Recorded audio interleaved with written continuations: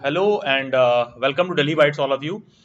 Delhi Bytes में आपका बहुत बहुत स्वागत है और ये साल का पहला मीट है यूजीसी नेट जेआरएफ पर। उम्मीद करता हूं कि आने वाले समय में ऐसे और भी मीट कंडक्ट करने का मौका देता रहेगा एनटीए हमें, क्योंकि यूजुअली पिछले 3-4 साल में जो भी एनटीए का ढर्रा रहा है काम करने का, बहुत अच्छा नहीं रहा है, खास करके यूजीसी नेट जेआरएफ के एग्जाम को लेकर। और यही वन ऑफ द कारण रहा है कि यूजीसी नेट जेआरएफ का एग्जाम का ग्राफ जो है आने वाले समय में या पिछले 2-4 साल में काफी गिरा है। और समय के साथ लोग भी ये प्रश्न उठाने लगेंगे कि अच्छा, इसको करके करना क्या है या फिर क्या करियर स्कोप डायनामिक्स बनता है। तो इन बातों पर हम चर्चा करेंगे। लेकिन आई रिमेम्बर कि दिसंबर 2018 की बात थी और तब मैंने पहली बार यूजीसी नेट जेआरएफ का पेपर दिया था। यस, ठीक है, आई थिंक जुलाई 2018 या दिसंबर 2018 था। दिसंबर 2018 के बाद से पेपर जो है ऑनलाइन होने लगा। तो मैं एक कह लो कि एक one of the last shift में था जिसने उस पेपर को ऑफलाइन भी देकर जो है क्वालिफाई कर रखा है। तो तब में और आज में यूजीसी नेट जेआरएफ के एग्जाम में कोई खास बदलाव नहीं आया है, बस पेपर ऑनलाइन हो रहा है। पहला क्वेश्चन कि यूजीसी नेट जेआरएफ है क्या। देखिए, आप में से बहुत से ऐसे लोग होंगे जो तैयारी कर रहे होंगे या फिर दिल्ली बाइट्स पर ज्वाइन होंगे या कहीं और भी ज्वाइन होंगे, डजेंट मैटर। पॉइंट ये है, बहुत से ऐसे लोग होंगे जिनको यूजीसी नेट जेआरएफ है क्या उसका आइडिया नहीं है। देखिए, जब आप ग्रेजुएशन कंप्लीट कर लेते हो और आप मास्टर्स में एडमिशन ले लेते हो, तो मास्टर्स में एडमिशन लेते ही आप यूजीसी नेट जेआरएफ के एग्जाम के लिए एलिजिबल हो जाते हो। जैसे ही कोई कैंडिडेट मास्टर्स में एडमिशन लेता है, यानी कि अगर आपने आज एडमिशन लिया है ना मास्टर्स में, तो वेरी नेक्स्ट डे, कल से ही आप यूजीसी नेट जेआरएफ के एग्जाम के लिए एलिजिबल हो जाते हो। अब ये एक ऐसा फैक्ट है ना, बहुत लोग नहीं जानते हैं। तो वो क्या करते हैं कि इंतजार करते हैं, पहले मास्टर्स कंप्लीट कर लेंगे, उसके बाद वो नेट जेआरएफ का एग्जाम देंगे। देखिए, जिंदगी कभी भी ऐसी नहीं होने वाली है आपके आगे कि एकदम रेड कारपेट लगा होगा तैयारी करने के लिए, वाह आप जिले लाए आए हैं तैयारी करने के लिए, अब इनको 4-6 महीने का समय दिया जाएगी, पहले अभी नेट जेआरएफ की तैयारी करेंगे। ठीक है, कभी आपके साथ ऐसा नहीं होने वाला है, क्योंकि बहुत से मेरे हिस्ट्री के ऐसे स्टूडेंट्स हैं मास्टर्स के, सर पहले मास्टर्स का एग्जाम दे लेना, जब पास हो जाएंगे तब नेट का एग्जाम देंगे। मतलब सीरियसली, पहले तो पास हो जाओगे तो नेट का एग्जाम टाइमली होगा कि नहीं होगा, ये भी एक क्वेश्चन मार्क है। दूसरा चीज, उसमें आप जब किसी भी सब्जेक्ट से मास्टर्स कर रहे हो, आप पॉलिटिकल साइंस से हो, पबैट से हो, क्या कहते हैं, हिस्ट्री से हो, किसी भी सब्जेक्ट से हो, हम कह रहे हैं कि जो आपको नेट जेआरएफ का पेपर देना है उसका प्रिपरेशन कर रहे हो, तो ऐसा क्या है मास्टर्स के एग्जाम में जो पूछता है आपसे जो आप नहीं कर सकते हो। तो कहने का सेंस ये है कि the moment you are eligible, आपको जाके पेपर देना चाहिए। क्वालिफाई करना ना करना बाद की बात है, पेपर देना चाहिए। तो यूजीसी नेट जेआरएफ का एग्जाम देने के लिए जिस दिन से आप मास्टर्स में एडमिशन ले लेते हो, उसी दिन से आप एलिजिबल होते हो। और किसी के माइंड में यह प्रश्न नहीं आना चाहिए कि एग्जाम देना है कि नहीं देना। एग्जाम तो देना ही देना है भाई। और आपका उसमें इंटरेस्ट हो ना हो, अगर आप मास्टर्स के बाद आप एलिजिबल हो तो आपको पेपर देना चाहिए। पेपर देकर देखिए क्या हो रहा है वहां पर। और ये सब फालतू के एक्सक्यूजेस से बाहर निकल जाइए। Nobody is sitting in the world to listen कि अच्छा आप जो है पहले मास्टर्स कंप्लीट करेंगे फिर नेट जेआरएफ एग्जाम देंगे, तो एट द सेम टाइम आप दे लो। फिर सवाल ये भी उठता है कि सर मैंने मास्टर्स कंप्लीट कर लिया है, मैं बीएड, जैसा कि दिल्ली बैट्स आप देखोगे बीएड वगैरह के कोर्सेज को अच्छे खासे हम लोग कवर करते हैं, तो सर हम बीएड कर रहे हैं, क्या उसके साथ देना ठीक रहेगा? हाँ बिल्कुल, बिल्कुल देना ठीक रहेगा। क्योंकि यूजीसी नेट जेआरएफ आप आज क्वालिफाई करते हो तो वो आपको 2 साल का विंडो देते हैं। वो आपको 2 साल का विंडो देते हैं, तो आप कोई सा भी डिग्री परस्यू कर रहे होगे ना, विद इन 2 ईयर्स वो कंप्लीट हो जाएगा। तो अगर आप आज पास कर लेते हो यूजीसी नेट जेआरएफ का एग्जाम, तो वो सर्टिफिकेट नेक्स्ट 2 ईयर्स के लिए वैलिड रहता है कि आप कहीं भी पीएचडी में एडमिशन ले लो। तो आप कोई कोर्स या डिग्री परस्यू कर रहे हो तो वो 2 साल में कंप्लीट हो जाएगा। आप आज पास करोगे, यूजीसी एक सर्टिफिकेट इशू करती है, उस पर लिखा रहेगा कि ये सर्टिफिकेट कब तक वैलिड है। तो 2 साल के अंदर आपको कहीं ना तो कहीं एडमिशन हो जाएगा। और एडमिशन होने के बाद होता क्या है, उसके बाद आप पीएचडी वगैरह कर सकते हैं। तो यूजीसी नेट जेआरएफ के एग्जाम में दो चीजें हैं, एक तो यूजीसी नेट, दूसरा जेआरएफ। क्या दोनों के लिए अलग अलग पेपर होता है? नहीं, सेम पेपर आप देते हो। जिसका ज्यादा नंबर रहेगा उसको नेट के साथ साथ जेआरएफ भी मिलेगा। JRF is junior research fellowship. Fellowship from the name itself it is clear कि अच्छा ठीक है, उसमें कुछ आपको आर्थिक योगदान जो सरकार की तरफ से मिलेगा। तो उसी पेपर को आप क्वालिफाई करते हो तो नेट में भी अब एलिजिबल होते हो, जेआरएफ में भी। बस जिसके ज्यादा मार्क्स रहते हैं वो जेआरएफ क्वालिफाई करते हैं। तो उसके पीछे का एक मोटी मोटा एस्टिमेट है। तो आप जिस भी सब्जेक्ट से मास्टर्स कर रहे हो ना, जितने लोग फॉर्म फिल कर रहे होंगे उसमें से टॉप 1% लोगों को जेआरएफ मिलता है। टॉप 1% लोगों को, यही इसका पैमाना है।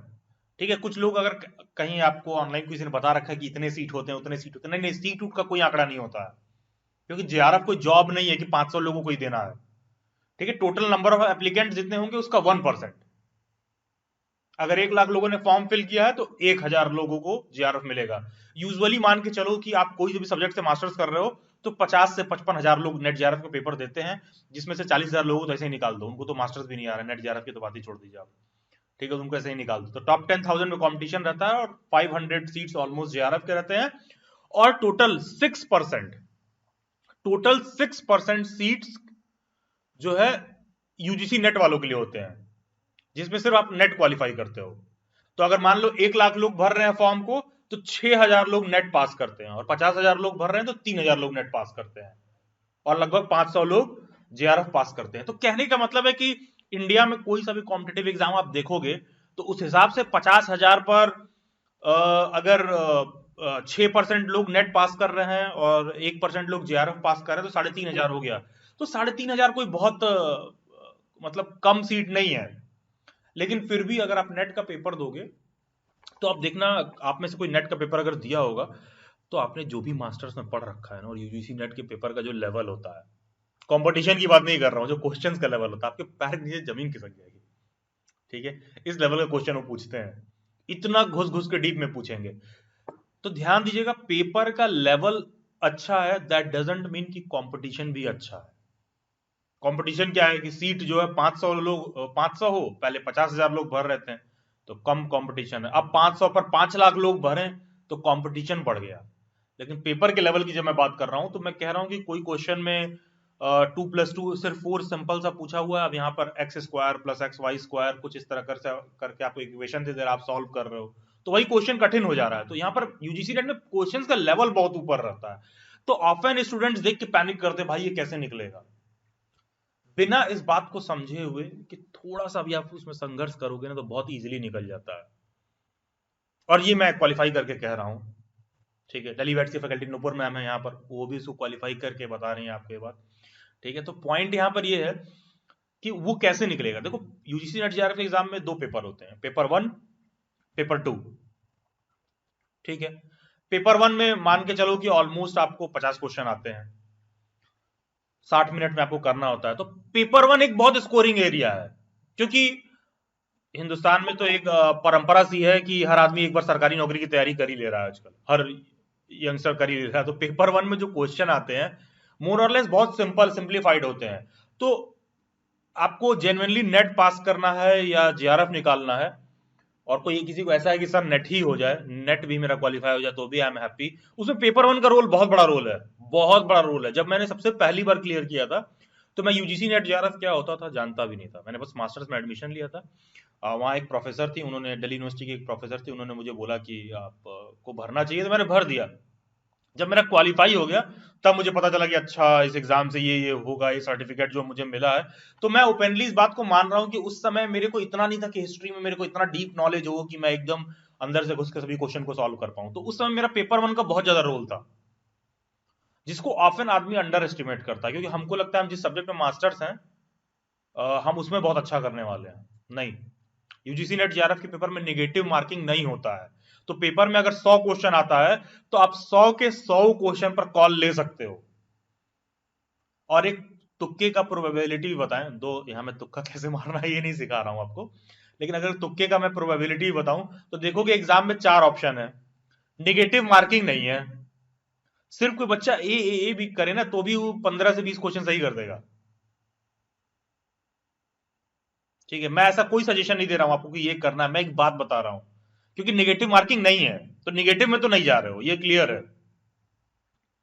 तो अगर आपको लाइक नेट जेआरएफ अगर निकालना है तो आउट ऑफ 100, ठीक है, आप मान के चलो कि अगर आप अपने जिस भी सब्जेक्ट से आप मास्टर्स कर रहे हो उसमें आप 40% क्वेश्चन भी सही कर लेते हो, ज्यादा ही बोल रहा हूं मैं, ठीक है, 40% भी आप सही कर लेते हो तो आराम से आप नेट क्वालिफाई कर लोगे, कोई सा भी सब्जेक्ट हो। हाँ, प्रोवाइडेड पेपर वन में भी आपकी ऑलमोस्ट, देखो पेपर वन में क्वालिफाई करने के लिए एटलीस्ट 50 में मतलब मिनिमम 35 का स्कोर लेकर चलिए आप, मिनिमम 35 का, तो आप देखोगे कि यूजीसी नेट जेआरएफ में आपका सिलेक्शन हो रहा है। फिर एक डिबेट और देखोगे आप, लोग ऑफन जो, देखो होता क्या है, देखो एक टीचर होना और एक प्रोफेशनल जॉब वाला पर्सन होना, दोनों में बहुत अंतर है। तो बहुत से ऐसे टीचर्स मिल जाएंगे जो आपको ये भी समझाते हुए मिलेंगे कि क्लियर ही कर लोगे नेट जेआरएफ तो भी क्या ही होगा। देखो वो सिर्फ टीचर है, पढ़ाना उनका काम है, जॉब का कितना समझ उनको है मैं इस पे कमेंट नहीं कर सकता हूं, लेकिन आप अपना भी कॉमन सेंस यूज करिए। अगर ऐसा होता कि कुछ ऐसा स्कोप ही ना हो तो सरकार इतना कुछ खर्चा क्यों करेगी, करवाएगी क्यों? एनटीए क्यों परेशान है कि अचानक से दिसंबर 2022 का जो है नेट जेआरएफ का पेपर इन्होंने डिक्लेयर कर दिया और इसी महीने में 17 तारीख तक इन लोगों ने फॉर्म फिल करवाया है। और फिर आप देखोगे कि 21 जून से जो है, 15 जून से जो है, 15-21 जून से जून 2023 का भी डेट अभी से ही डिक्लेयर कर दिया है एनटीए ने। देखिए होता क्या है ना, यहाँ पर प्रॉब्लम क्या है, स्टूडेंट्स क्या गलती करते हैं, किसी एग्जाम को ना आप किस माइंडसेट से दे रहे हो बहुत मैटर करता है। देखिए स्टूडेंट क्या मिस्टेक करता है, वो सोचता है हम एग्जाम दे रहे हैं हमको इसी से तुरंत नौकरी मिल जाएगा, सारी की सारी प्रॉब्लम होती है यहाँ पर। तो इसलिए आप अपने आप को सक्सेसफुल नहीं फाइंड करते हो। तो कोई बच्चा अगर एग्जाम को क्लियर करता है, मान लो कोई एग्जाम्पल, मान लो कोई जेआरएफ क्लियर करता है, ठीक है, तो जेआरएफ क्लियर करते हैं तो 90% लोग पता क्या सोचते हैं, एक बार क्लियर हो जाएगा तो स्कॉलरशिप मिलेगा आराम से 2 साल तक, फिर हम अपना यूपीएससी का तैयारी करेंगे। कोई बिहार का लड़का होगा तो बीपीएससी पहले, मतलब तो उसके जीवन का तो एक समझ लो उसका जीवन ही अधूरा है अगर वो बीपीएससी का एग्जाम ना दे, अपना स्टेट पीसीएस या यूपीएससी का एग्जाम ना दे, ठीक है। तो होगा क्या कि जो है वो सोचता है कि एक बार पहले फेलोशिप मिलने लगेगा तो अब हम अपना जो है तैयारी करेंगे आराम से, घर से पैसा नहीं लेना पड़ेगा। ये जो विचारधारा है ना, यही रीजन है कि उस करियर में सक्सेस नहीं मिलता है। जैसे मेरे एक स्टूडेंट ने कहा कि सर निकाल भी लेंगे तो क्या होगा, हमने कहा मैं तुमको अपने कम से कम 10 स्टूडेंट से बात करा सकता हूँ at this point of time पर, जो हैप्पीली उसमें कुछ अच्छा अच्छा आगे कर रहे हैं अपने लाइफ में जेआरएफ क्वालिफाई करके, ठीक है, वो मतलब सक्सेसफुल है। लेकिन सक्सेसफुल का डेफिनेशन क्या है, सरकारी नौकरी कर रहे हैं? नहीं, ऐसा कुछ नहीं है। लाइक मेरे स्टूडेंट ने अगर किसी ने जेआरएफ क्वालिफाई किया तो वो ऐसा नहीं कि वो जॉब कर रहा है, वो उसको मान लो फेलोशिप मिल रहा है और किसी यूनिवर्सिटी में वो जेन्युइनली रिसर्च कर रहे हैं। तो आइडिया इसके पीछे ये कि आपको रिसर्च करने का मौका मिलता है अगर आपके पास जेन्युइनली कोई आइडिया हो तो। लेकिन आप अपने आप को भी सेल्फ रिफ्लेक्ट करके देख लो, अच्छे खासे लोग आप में से ऐसे होंगे जो यही सोच रहे होंगे अच्छा एक बार फेलोशिप वो मिल जाए, चाहे ये आदमी कैमरे पर कितना भी बोल ले समझा ले, अंत में हम वही करेंगे कि हम जाके अपना एसएससी और बैंक का तैयारी करेंगे। क्योंकि एक माइंड में सॉफ्टवेयर की फीडिंग है ना, वो फीडिंग हो चुकी है। और रेगुलरली नेट जेआरएफ के स्टूडेंट के साथ मेरी इतनी मीटिंग होती नहीं कि उस पर मैं आपको क्या समझा पाऊं कि क्या एग्जैक्टली आपको करना है। तो देखा करो ये आपको माइंडसेट होता है तो पता यही रीजन है उसमें करियर ना बन पाने का। अगर आपको करियर बनाना है तो नेट जेआरएफ वाले में टाइम लगता है। अब मान लो एग्जांपल है कि आपने जेआरएफ क्लियर कर लिया, तो जेआरएफ क्लियर कर लोगे तो कुछ नहीं, सबसे पहली चीज तो मान ही लो कि तुम पैसे के लिए ही कर रहे हो एकदम, तो 2 साल के लिए आपको फेलोशिप शुरू हो जाएगी। आप देखो कि आपके फील्ड में कितना बेस्ट से बेस्ट रिसर्च का टॉपिक है जिसको आप एक्सप्लोर करके कर सकते हो। जैसे मैं बताऊं, मेरा एक स्टूडेंट था तो वो मैथमेटिक्स साइड से था, दिल्ली यूनिवर्सिटी का, तो उसने मास्टर्स में इग्नू में एडमिशन ले लिया। अब उसको कोई आइडिया नहीं था कि नेट जेआरएफ क्या होता है, तो अब सिंस वो मेरे क्लास में था मैंने कहा कि फॉर्म फिल कर लो, और मैंने उसको धीरे धीरे करके पूरा गाइड किया कैसे कैसे पेपर देना है, और इत्तेफाक से उसका पहले अटेम्प्ट में ही जेआरएफ हो गया। जेआरएफ हो गया तो सर अब क्या करें, हमने कहा अब क्या, मतलब हिस्ट्री का जो है, हिंदुस्तान में कहें कि हिस्ट्री का जेआरएफ के लिए मीका कहाँ पर है, तो वो भाई जेएनयू में है, ठीक है, स्कूल ऑफ सोशल साइंसेज उनका बहुत अच्छा है, ठीक है, और डिपार्टमेंट ऑफ हिस्ट्री उनका काफी पुराना है जेएनयू का। तो हमने कहा कि तुम वहां दे लो लेकिन तुम्हारा जेएनयू में नहीं होगा। तो कहने लगा अरे सर हम क्वालिफाई कर लेंगे। हमने कहा नहीं, तुम रिटर्न निकाल लोगे लेकिन तुमको इंटरव्यू में बाहर कर देंगे वो जेएनयू वाले, क्योंकि वो मैथमेटिक्स बैकग्राउंड का था।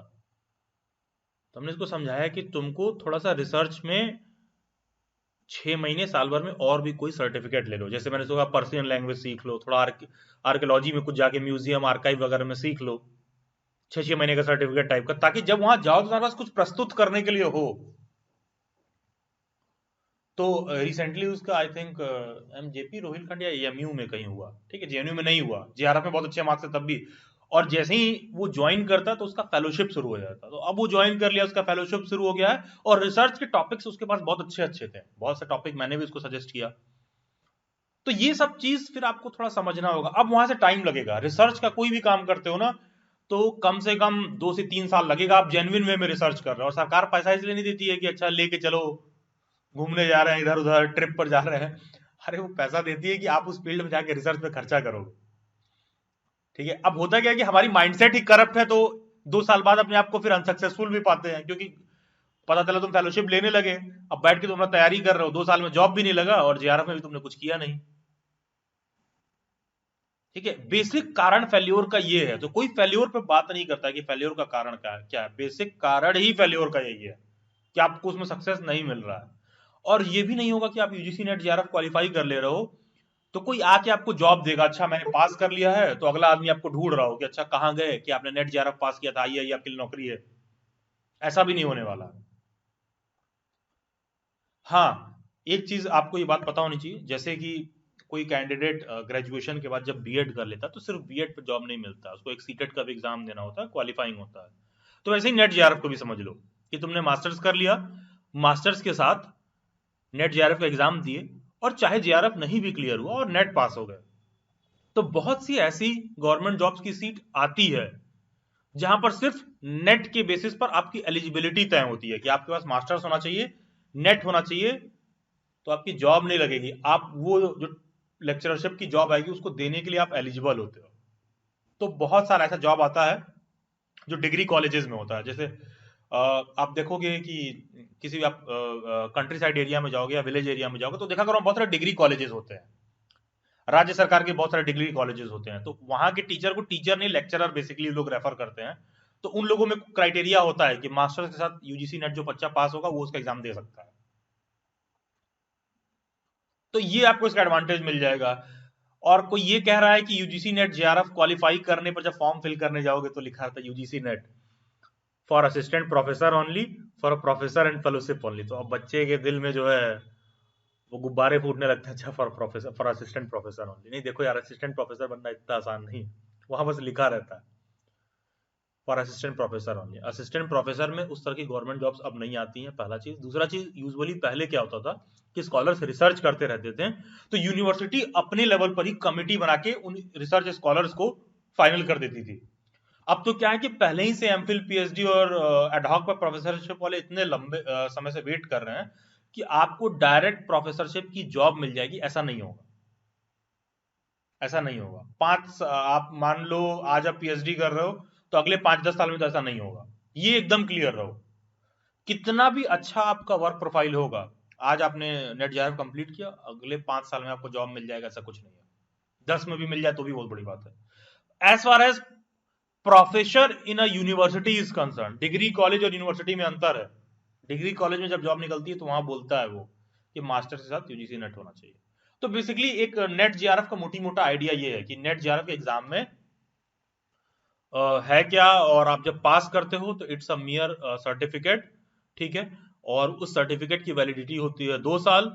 वो सर्टिफिकेट जब आपको मिल जाता है तो आपके सर्टिफिकेट पे बात साफ सुथरे शब्दों में लिखा रहता है कि इस पर्टिकुलर टाइम ड्यूरेशन से शुरू करके इस पर्टिकुलर टाइम ड्यूरेशन के अंदर ये जरूरी है कि आप अपना मास्टर्स 50% मार्क्स के साथ कंप्लीट कर लो। जब आप अपना मास्टर्स 50% मार्क्स के साथ कंप्लीट कर लेते हो तो फिर वो आपकी सर्टिफिकेट वैलिड हो जाती है, और फिर आप कहीं भी पीएचडी में एडमिशन लेते हो तभी आपकी फेलोशिप शुरू होती है, अगर आप जेआरएफ पास हो तो। लास्टली, एग्जाम देने के लिए एलिजिबिलिटी क्राइटेरिया यही है कि जैसे ही एडमिशन लिए हो एग्जाम दे सकते हो, तो एग्जाम देना चाहिए। इस माइंडसेट के साथ जाओ कि पेपर जब आपको आएगा, आपका पेपर 2 जिस सब्जेक्ट से भी आप मास्टर्स कर रहे हो वो आसान नहीं होगा, लेकिन तुमको पेपर में टॉप नहीं करना है, तुम्हें बस मेरिट लिस्ट में आना है। और मेरिट लिस्ट में आने का सिंपल सा फॉर्मूला है कि पेपर 1 पेपर 2 मिला के आउट ऑफ 100 45 से 50% क्वेश्चन जो सही करता है, 50% सही करोगे तो जेआरएफ श्योर शॉट मिल जाएगा। फिर 45 से 47% क्वेश्चन आप सही करते हो तो यूजीसी नेट मिल जाएगा। कभी कलात पेपर इजी रहता है तो 55% भी चला जाता है, जैसे लास्ट ईयर जो है 56 के अराउंड परसेंटेज का बन रहा था, तो वो लोग जेआरएफ थे, और जिनका 50 बन रहा था यूजीसी नेट थे, ठीक, कभी कभी ऊपर नीचे 10% उसमें होता रहता है, लेकिन देखो ये कैलकुलेशन बैठाओ, पेपर 1 फिर भी आसान पड़ेगा, तो मान लो यहां तुम 50 में 35 क्वेश्चन सही कर रहे हो, पेपर 2 में मान लो आप 100 में ना 40 क्वेश्चन भी सही कर रहे हो, और ध्यान दीजिएगा निगेटिव मार्किंग नहीं है, तो रिस्की कॉल लेने के लिए आप टोटल फ्री हो, कोई सा भी ऐसा ऑप्शन देख रहे हो जिसको लग रहा है सुना सुना है मार्क कर दो, तो थोड़ा सा भी सही करोगे ना तो उसको क्वालिफाई करना इजी हो जाता है। और इंडिया में कोई भी ऐसा जॉब या फिर एग्जाम नहीं है ना जहां पर 6% का क्वालिफिकेशन का रेशियो हो, क्योंकि यहाँ नेट ये नहीं कह रहा कि सिर्फ 6%, मतलब सिर्फ 3,000 या 5,000 लोगों को पास करेंगे, वो कह रहा है जितने बच्चे अप्लाई करेंगे उसमें से 6% को हम पास कर लेंगे नेट के लिए, तो कंपटीशन भी कहीं ना तो कहीं इजी हो जा रहा है। तो इस नजरिए से सोचिए, तब जाके यूजीसी नेट जेआरएफ के एग्जाम को आप इस पूरा मतलब एक सही पिक्चर के साथ देखोगे, तो जो भी रिजल्ट आएगा आप कभी उससे डिसअपॉइंटेड नहीं रहोगे। अगर आप आधा अधूरा देखोगे अच्छा हो जाएगा, फेलोशिप मिल जाएगा, कुछ पैसा मिल जाएगा, कुछ 3-5 कर लें, तो फिर नेट जेआरएफ में तो सक्सेस नहीं मिलेगा, ठीक है, लॉन्गर टर्म में। और लास्टली यस शिवानी में आ रहा था आप पे, लास्टली एक बहुत सारे लोग ऐसा भी रिकमेंड कर देते हैं कि इधर मास्टर्स में एडमिशन ले लो, उधर साथ में कोई और डिग्री ले लो, बीएड कर लो या कोई सा भी और डिग्री ले लो, ठीक है, बहुत लोग सजेस्ट करते हैं। देखो मैंने लॉन्ग टर्म में ऐसे लोगों को कभी सक्सेस पाते नहीं देखा है, जो इधर उधर ये भी डिग्री ले लें वो भी डिग्री ले लें करते हैं, ठीक है, लॉन्ग टर्म में मैंने कभी उनको सक्सेसफुल नहीं देखा है। तुरंत में तुमको हो सकता है तुमको अपने अगल बगल लोगों को देख के लगे कि वो आदमी बहुत होशियार है, उसने एक साथ 2 ले लिया, ऐसे कर लिया वैसे कर लिया, लॉन्ग टर्म में मैंने नहीं देखा है सक्सेसफुल होते हुए, ठीक है। खास करके नेट जेआरएफ में तो बिल्कुल ही नहीं, क्योंकि जॉब भी इस तरह से डायरेक्ट नहीं आती है नेट जेआरएफ में, कुछ समय बाद ही आती है।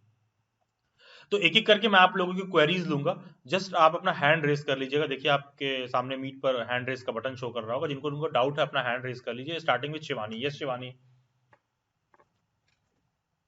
Hello Shivani, good evening, how are you?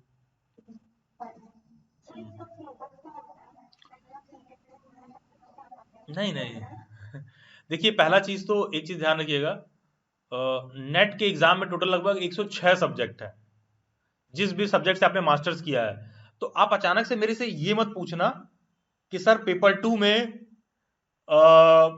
हमने माइक्रोबायोलॉजी में कर रखा, उसमें सिलेबस क्या है। मैं पेपर 1 का बता सकता हूं, क्योंकि उन 106 के 6 सब्जेक्ट में पेपर 1 का सिलेबस सेम होता है, मैं उस पर बता सकता हूं आपको। पेपर 2 आप जिस सब्जेक्ट से मास्टर्स किए हो ना, उसमें जितना भी आप ज्ञान ले लो कम है नेट जेआरएफ के एग्जाम के लिए। अगर हिस्ट्री से हो, पॉलिटिकल साइंस से हो, जियोग्राफी से हो, तो जितना भी अपने सब्जेक्ट के बारे में जानते हो सब कुछ नेट जेआरएफ में कवर करता है, कम ही पड़ेगा आपका मास्टर्स का सिलेबस, ठीक है। पेपर 1 का सिलेबस में आपको मिल जाएगा 5, टोटल 10 सेक्शन आते हैं पेपर 1 में, टोटल मान लो 50 क्वेश्चन आएगा, ठीक है। तो 50 क्वेश्चन में टोटल आपको 5 क्वेश्चन मैथमेटिक्स के मिल जाएंगे, 5 क्वेश्चन जो है डेटा इंटरप्रिटेशन के मिल जाएंगे, 5 क्वेश्चन कंप्यूटर के मिल जाएंगे, 5 क्वेश्चन टीचिंग एप्टीट्यूड के मिल जाएंगे, 5 क्वेश्चन आपको करंट अफेयर के मिल जाएंगे, 5 क्वेश्चन आपको कंप्यूटर के मिल जाएंगे, इस तरह करके अलग अलग सेक्शन उसमें बना होता है। टोटल मतलब कह लो इस तरह के जो है 10 सेक्शन होते हैं, 10 into 5 50 क्वेश्चन रहते हैं पेपर 1 में। तो पेपर 1 में 35 प्लस स्कोर करना कोई बहुत बड़ा टास्क नहीं है, ठीक है। And Nupur ma'am is also over here, तो पेपर 1 को लेकर कोई इशू नहीं है, नुपुर मैम का पूरा लेक्चर सीरीज भी आता है, किसी को अच्छा लगे तो आप वो भी ज्वाइन कर सकते हो, टोटली अप टू यू, ठीक है।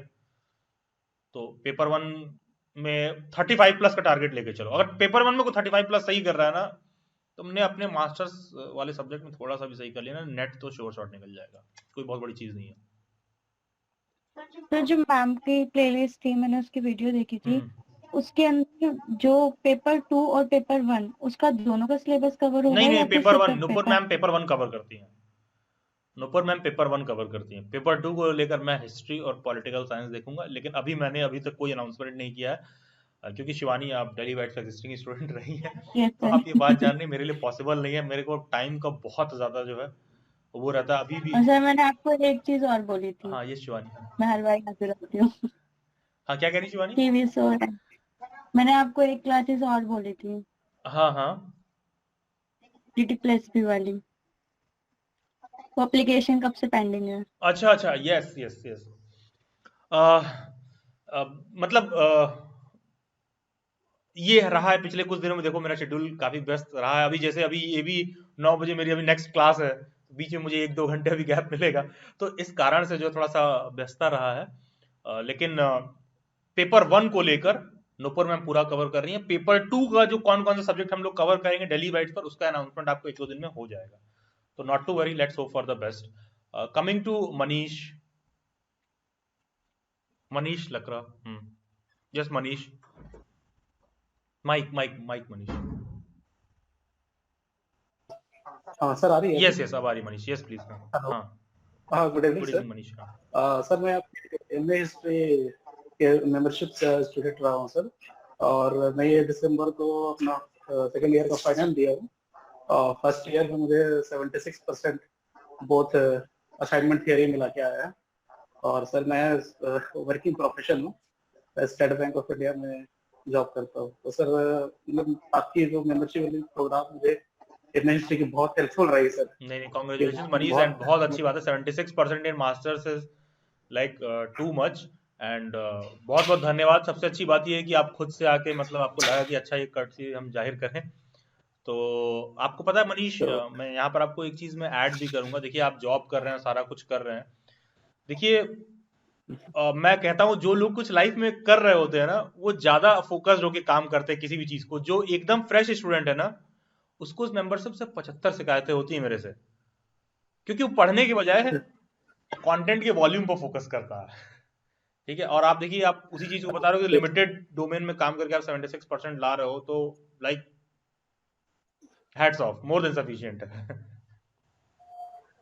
तो वही सर, मैं इस फरवरी वाले एग्जाम में हिस्ट्री से जीआरएफ के लिए मैं अटेम्प्ट कर रहा हूँ। तो सर रिगार्डिंग जैसे आपके यहाँ पेपर 1 के बारे में तो बताया गया सर, तो एनी आप लोग के प्रोग्राम है जो पेपर 2 हिस्ट्री के लिए इन फ्यूचर? पेपर 2 हिस्ट्री के लिए फरवरी में शुरू होगा जरूर से, लेकिन इस वाले एग्जाम के लिए नहीं, क्योंकि ये एग्जाम बहुत करीब है।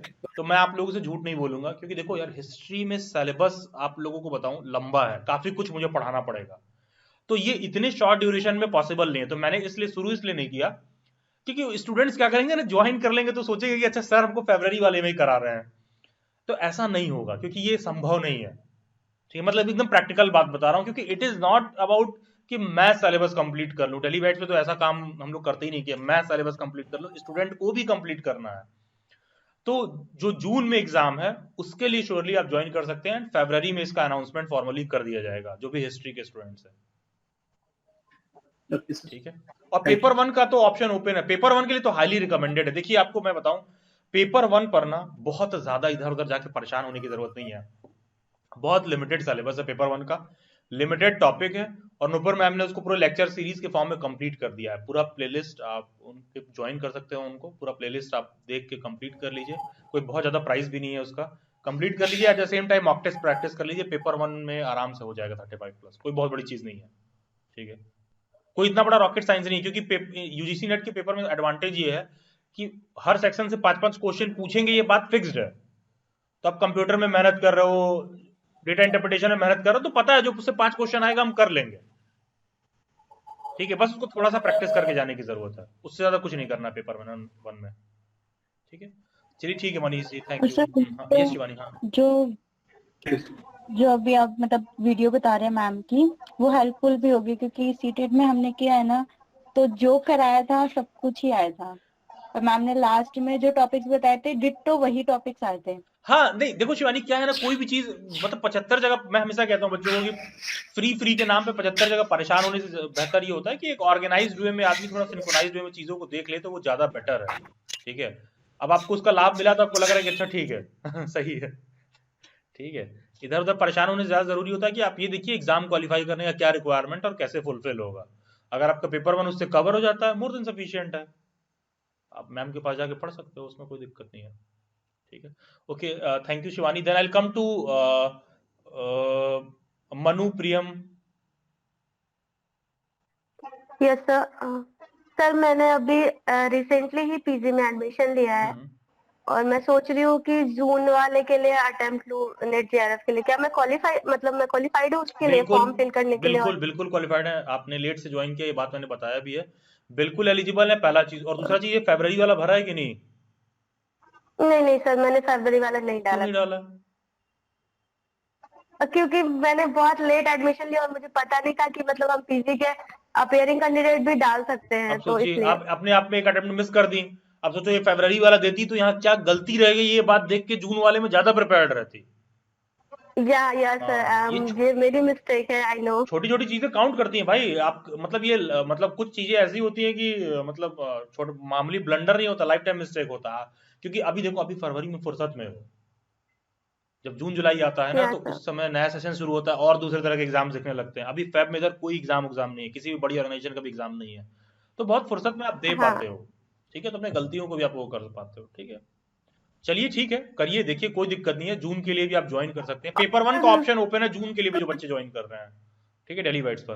पेपर 2 के लिए सर, जैसे मेरा हिस्ट्री है ऑनर्स, तो उसमें आपके साइड से मैंने सुना, अभी आप बोल रहे थे कि फैब में आप कुछ फैब में उसके मैं लिए करूंगा कर रहे हो। अनाउंसमेंट में। मेरा देखिए, हिस्ट्री को लेकर मेरा कोई वादा नहीं है अभी, स्टूडेंट्स को लेकर कोई कमिटमेंट नहीं दे रहा हूं मैं, क्योंकि बैक टू बैक मेरी क्लासेस इधर शेड्यूल्ड है। लेकिन मैं अपना शेड्यूल इस हिसाब से अरेंज कर रहा हूं कि फैब से मैं थोड़ा 2-3 महीने खाली रहूं, क्योंकि मुझे नेट जेआरएफ के स्टूडेंट्स पर टाइम देना है।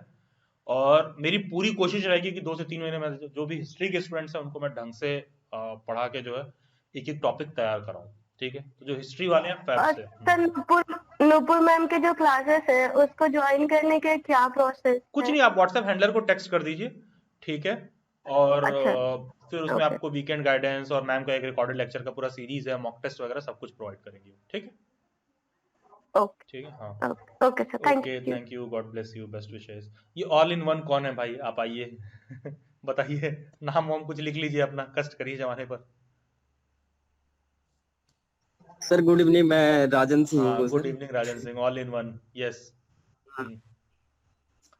Thank you sir. Sir actually क्या, मैं अभी नेवी में सर्विंग हूँ और रिटायर होने वाला हूँ अभी आफ्टर 1 ईयर। जी जी। और सर मैंने मास्टर की है सर, हिस्ट्री से की है सर मैंने। तो टाइम तो बहुत कम मिला था पढ़ने का, लेकिन आपका एक दिल्ली वाइट वाला वीडियो देखा था हिस्ट्री का, तो मतलब 69% तो बन गई मेरी। अब क्या लेंगे ये बताइए। आप जॉब कर रहे हो, रिटायर होने वाले हो, मास्टर में 70%, 69% नंबर ले आ रहे हो। आपको पता है कि जितने जो सिर्फ मास्टर्स कर रहे हैं ना, ये मेरे लिए बहुत सरदर्द है, आपको लिटरली बता रहा हूँ। जो सिर्फ मास्टर्स कर रहा है, जो बच्चा बैचलर करके मास्टर्स में आता है ना, उसके टेंट्रम सुन लोगे। और पता है वो इतने भी मेहनत नहीं करते हैं कि 55-60% पाए। जितने जॉब वाले हैं डेली वाइट्स पर मास्टर्स में, सबके 65, 70, 75 ऐसे परसेंटेज है। मैं समझ नहीं पा रहा हूँ कि जॉब वाला आदमी किस हिसाब से कर रहा है कि वो इतना परसेंटेज ला रहा है उसी पेपर में, और जो बच्चा रेगुलर कर रहा है वो नहीं ला रहा है। सिर्फ फोकस की बात है। और सेम चीज क्लैरिटी ऑफ थॉट, अगर आप नेट जेआरएफ भी दे रहे हो आप रखिए, उसमें भी होगा। सर सर अभी मैं फरवरी वाला डाला हूँ, एक्चुअली परसों ही डाला, लास्ट डेट के दिन फॉर्म। तो हिस्ट्री से है सर मेरा, तो क्या हिस्ट्री तो पढ़ी है सर मैंने, मतलब पढ़ रहा हूँ थोड़ा, तो हो सकता है क्या अभी, मतलब देखिए, मैं इतना सुनिए, कॉन्फिडेंट पहले तो नहीं आप हूँ। जेआरएफ में एलिजिबल नहीं होंगे अगर आपको नेट क्वालिफाई करना है। ठीक है, जेआरएफ में एज का क्राइटेरिया होगा, आपको हाँ पता सर। है तो। हाँ सर, एज है मेरा अभी, मतलब मेरा 34 रनिंग है, तो लेकिन मैंने मतलब नेट एंड जीआर जो कंबाइंड वाला ऑप्शन था वो वाला टिक किया नहीं है। तो कोई कैटेगरी रहा होगा फिर। हाँ ओबीसी में है अच्छा सर अच्छा, हमारा ठीक है ठीक है, एरिया। तो थोड़ा रिलैक्सेशन है। ठीक है, हाँ। तो आप एलिजिबल हैं तो बिल्कुल आप उसको दीजिए। और बहुत सारे शॉर्ट सर्विस कमीशन या फिर अलग अलग जॉब में लोग हैं जो दे रहे हैं, क्वालिफाई कर रहे हैं, तो बिल्कुल आप एलिजिबल हैं। और मैं जी सर। कहूंगा कि ये मत सोचिए कि जो हिस्ट्री वाला है और ये सारा देंगे कैसे होगा। बस इतना टारगेट लेके जाइएगा ना कि जितना मैं मैक्सिमम इसमें जी स्कोर सर। कर सकता हूँ। क्योंकि एक लेवल अचीव हो जी जाता सर। है ना, तो जुलाई वाला जब, अगर मान लीजिए जून वाला भी 2 ही 3 महीने बाद है, आप देखो कि 5-10% का जो इंक्रीमेंट है आप कर पाओगे। तो ऐसा करके टारगेट कर सकते हो कि ठीक है, अगर पेपर 2 नहीं प्रिपेयर है तो पेपर 1 ढंग से प्रिपेयर कर लें, या पेपर 2 ढंग से प्रिपेयर कर लें। आप टारगेट लेकर चलिए कि मान लीजिए यहां से फरवरी में 21 फरवरी को मान लीजिए पेपर है, तो यहां से आप ये टारगेट लेकर चलो, क्या 21 फरवरी तक मैं पेपर 1 का पूरा सिलेबस कंप्लीट कर लूंगा, सो दैट अगर जून में देना पड़ गया गलती से, ऊपर वाला करे कि आप कैसी बार हो जाए, जरूरत ही ना पड़े कहीं। लेकिन आप 21 फरवरी तक मान लो पेपर 2 आपने प्रिपेयर कर लिया, आपको लगता है कि हम पेपर 2 प्रिपेयर कर सकते हैं, तो उसको प्रिपेयर रखिए। क्या पता नेट हो तो जून में जेआरएफ हो जाए। आप 21 फरवरी तक आपको लगता है मैं पेपर 1 कंप्लीट कर सकता हूं, तो पेपर 1 का सिलेबस, मॉक टेस्ट पूरा प्रैक्टिस करके रखिए। पेपर 2 फरवरी के बाद जो जून में होगा उसको दे लीजिए। क्योंकि देखा जाए ना, प्रिपरेशन के नाम पर कोई एग्जाम अगर हम जनवरी में भी शुरू कर लें तो जून भी बहुत दूर नहीं है, हार्डली 5 ही महीने की बात है। हार्डली। और प्रिपरेशन के लिए 4-5 महीने कुछ नहीं होते हैं, लोग साल साल भर से भी कर रहे हैं। और इससे भी फर्क नहीं पड़ता कि वो साल भर से कर रहा है, मैं 5 महीने से कर रहा हूं तो मैं नहीं कर सकता हूं, वो कर लेगा, ऐसा कुछ भी नहीं है। क्योंकि जब बहुत गैप हो जाता है तो टाइम पास का भी बहुत अच्छा समय मिलता है तैयारी के नाम पे, ठीक है। और मैं तो स्टूडेंट्स को सुबह शाम प्रिपेयर करा रहा हूं तो मुझे पता चल रहा है कि वो क्या क्या गलतियां करते हैं, ठीक है। तो आप उस नजरिए से देखिए, और मुझे लगता है कि कोई बहुत बड़ा चीज नहीं है, ठीक है, मतलब डूएबल है और आप कर सकते हैं। और मास्टर्स में 69% है, आई डोंट थिंक कि आप में कहीं से भी कुछ ऐसी खामी है कि आप कर नहीं पाओगे, I don't think so. Sir मेरे पास गाइड भी नहीं थी सर, ओनली बुक्स थी और वीडियो देखे थे आपके वाले, तो जो आपने बताया था कि शॉर्ट लिस्ट करते हैं ना आपकी, ये वाले चैप्टर से आ सकता है, तो बस उन्हीं पे ध्यान दिया था। देखिए, कोई भी काम किसी भी टीचर का गाइडेंस जितना उसने बताया शिद्दत से फॉलो कर लो आप, तो हो जाएगा। नहीं तो मेरा सारा गाइडेंस भी कम है जब आप 75 तरह का गाइडेंस एसिमुलेट करने की कोशिश करोगे, ठीक है। तो आपको लगा कि अच्छा सर बता रहे हैं हम इतना करके जाएं तो मेरा काम हो जाएगा, आप उतना करके गए, काम हो गया।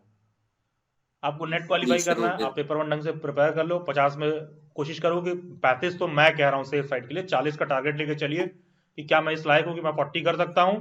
आप देखोगे कि क्या पता नेट इसी बार निकल जाए, कोई बहुत बड़ी चीज नहीं है। क्योंकि मैं बताया ना, जब मैं पहली बार क्वालिफाई किया था तो मेरा पेपर 1 का ही रोल था, और पता है ये बात मुझे ना 6 महीने बाद एहसास हुई, क्योंकि जब पहली बार मैं क्वालिफाई किया तो मुझे तो समझते ही लग गया कि अच्छा ये किया गया है मैंने। जब आगे होता है ना कि जब आप आगे बढ़ना है, अच्छा कोई आपसे उस डिग्री सर्टिफिकेट के बारे में पूछ रहा है, फिर जेएनयू में एडमिशन हुआ, तो जब वहां गया तो समझ में आया कि अच्छा भाई हर छोटी छोटी बात काउंट करती है, ठीक है। पहली बार रिसर्च प्रपोजल बनाया तो उसमें 75 खामियां निकली, ठीक है। तो धीरे धीरे धीरे धीरे करते करते, और मैं खुद एक प्रत्यक्ष एग्जाम्पल हूँ, मुझे सारी चीजें उसमें अच्छी चीजें मिल रही थी, उसके बाद भी छोड़कर मुझे लगा कि मैं डेलीवर्ड पे टाइम कम दे पा रहा था और मैं इस फील्ड में ज्यादा बेटर कर रहा था, तो फिर मैंने ड्रॉप कर दिया। फिर मेरे बहुत से स्टूडेंट्स हैं उसी फुटप्रिंट्स पर चल रहे हैं, बहुत बेहतर कर रहे हैं, ठीक है। तो टोटली अप टू यू, ठीक है। सर एक छोटी सी चीज, मेरा ये मतलब लास्ट ईयर सर, एक्चुअली क्या मेरा एक फ्रेंड है सर, असिस्टेंट प्रोफेसर है उत्तराखंड में, वो गढ़वाल यूनिवर्सिटी में हिंदी समझ से गया। है। तो वो बता रहा था मेरे को कि मतलब अभी पीएचडी कंपलसरी होने वाला है, अगर सपोज असिस्टेंट प्रोफेसर का आएगा तो पीएचडी कुछ कुछ स्टेट में हो गया और कुछ यूनिवर्सिटीज में हो गया। और नंबर 2 बात सर, मेरा बाई चांस अगर मेरा क्लियर होता है तो मैं तो पीएचडी तो कर नहीं पाऊंगी, उतना एज फैक्टर है नहीं, अभी 34 तो क्या पीएचडी के लिए रनिंग चल एलिजिबल रहा है है। तो आप?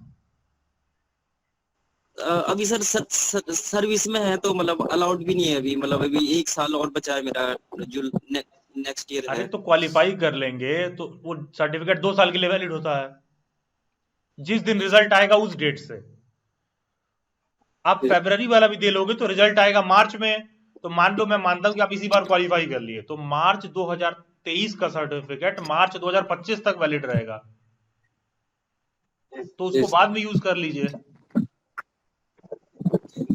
और जून में देंगे तो वो अगले साल मार्च 2025 तक वैलिड रहेगा, तो उस दौरान कभी भी आप पीएचडी में एडमिशन ले लीजिए। और किसी ने कहा है अगर आपको कि पीएचडी आने वाले में समय में कंपलसरी हो जाएगा, एक्चुअली पता है ये सिर्फ कहने की बात है कि कंपलसरी नहीं है। ऐसे भी जब वो प्रोफेसरशिप के लिए लेते हैं ना, तो इंटरव्यू पैनल में वो लोग देखते हैं कि लड़का एमफिल पीएचडी वीएचडी किया हुआ है कि नहीं, तो वो आपको ये कह के नहीं छाटेंगे।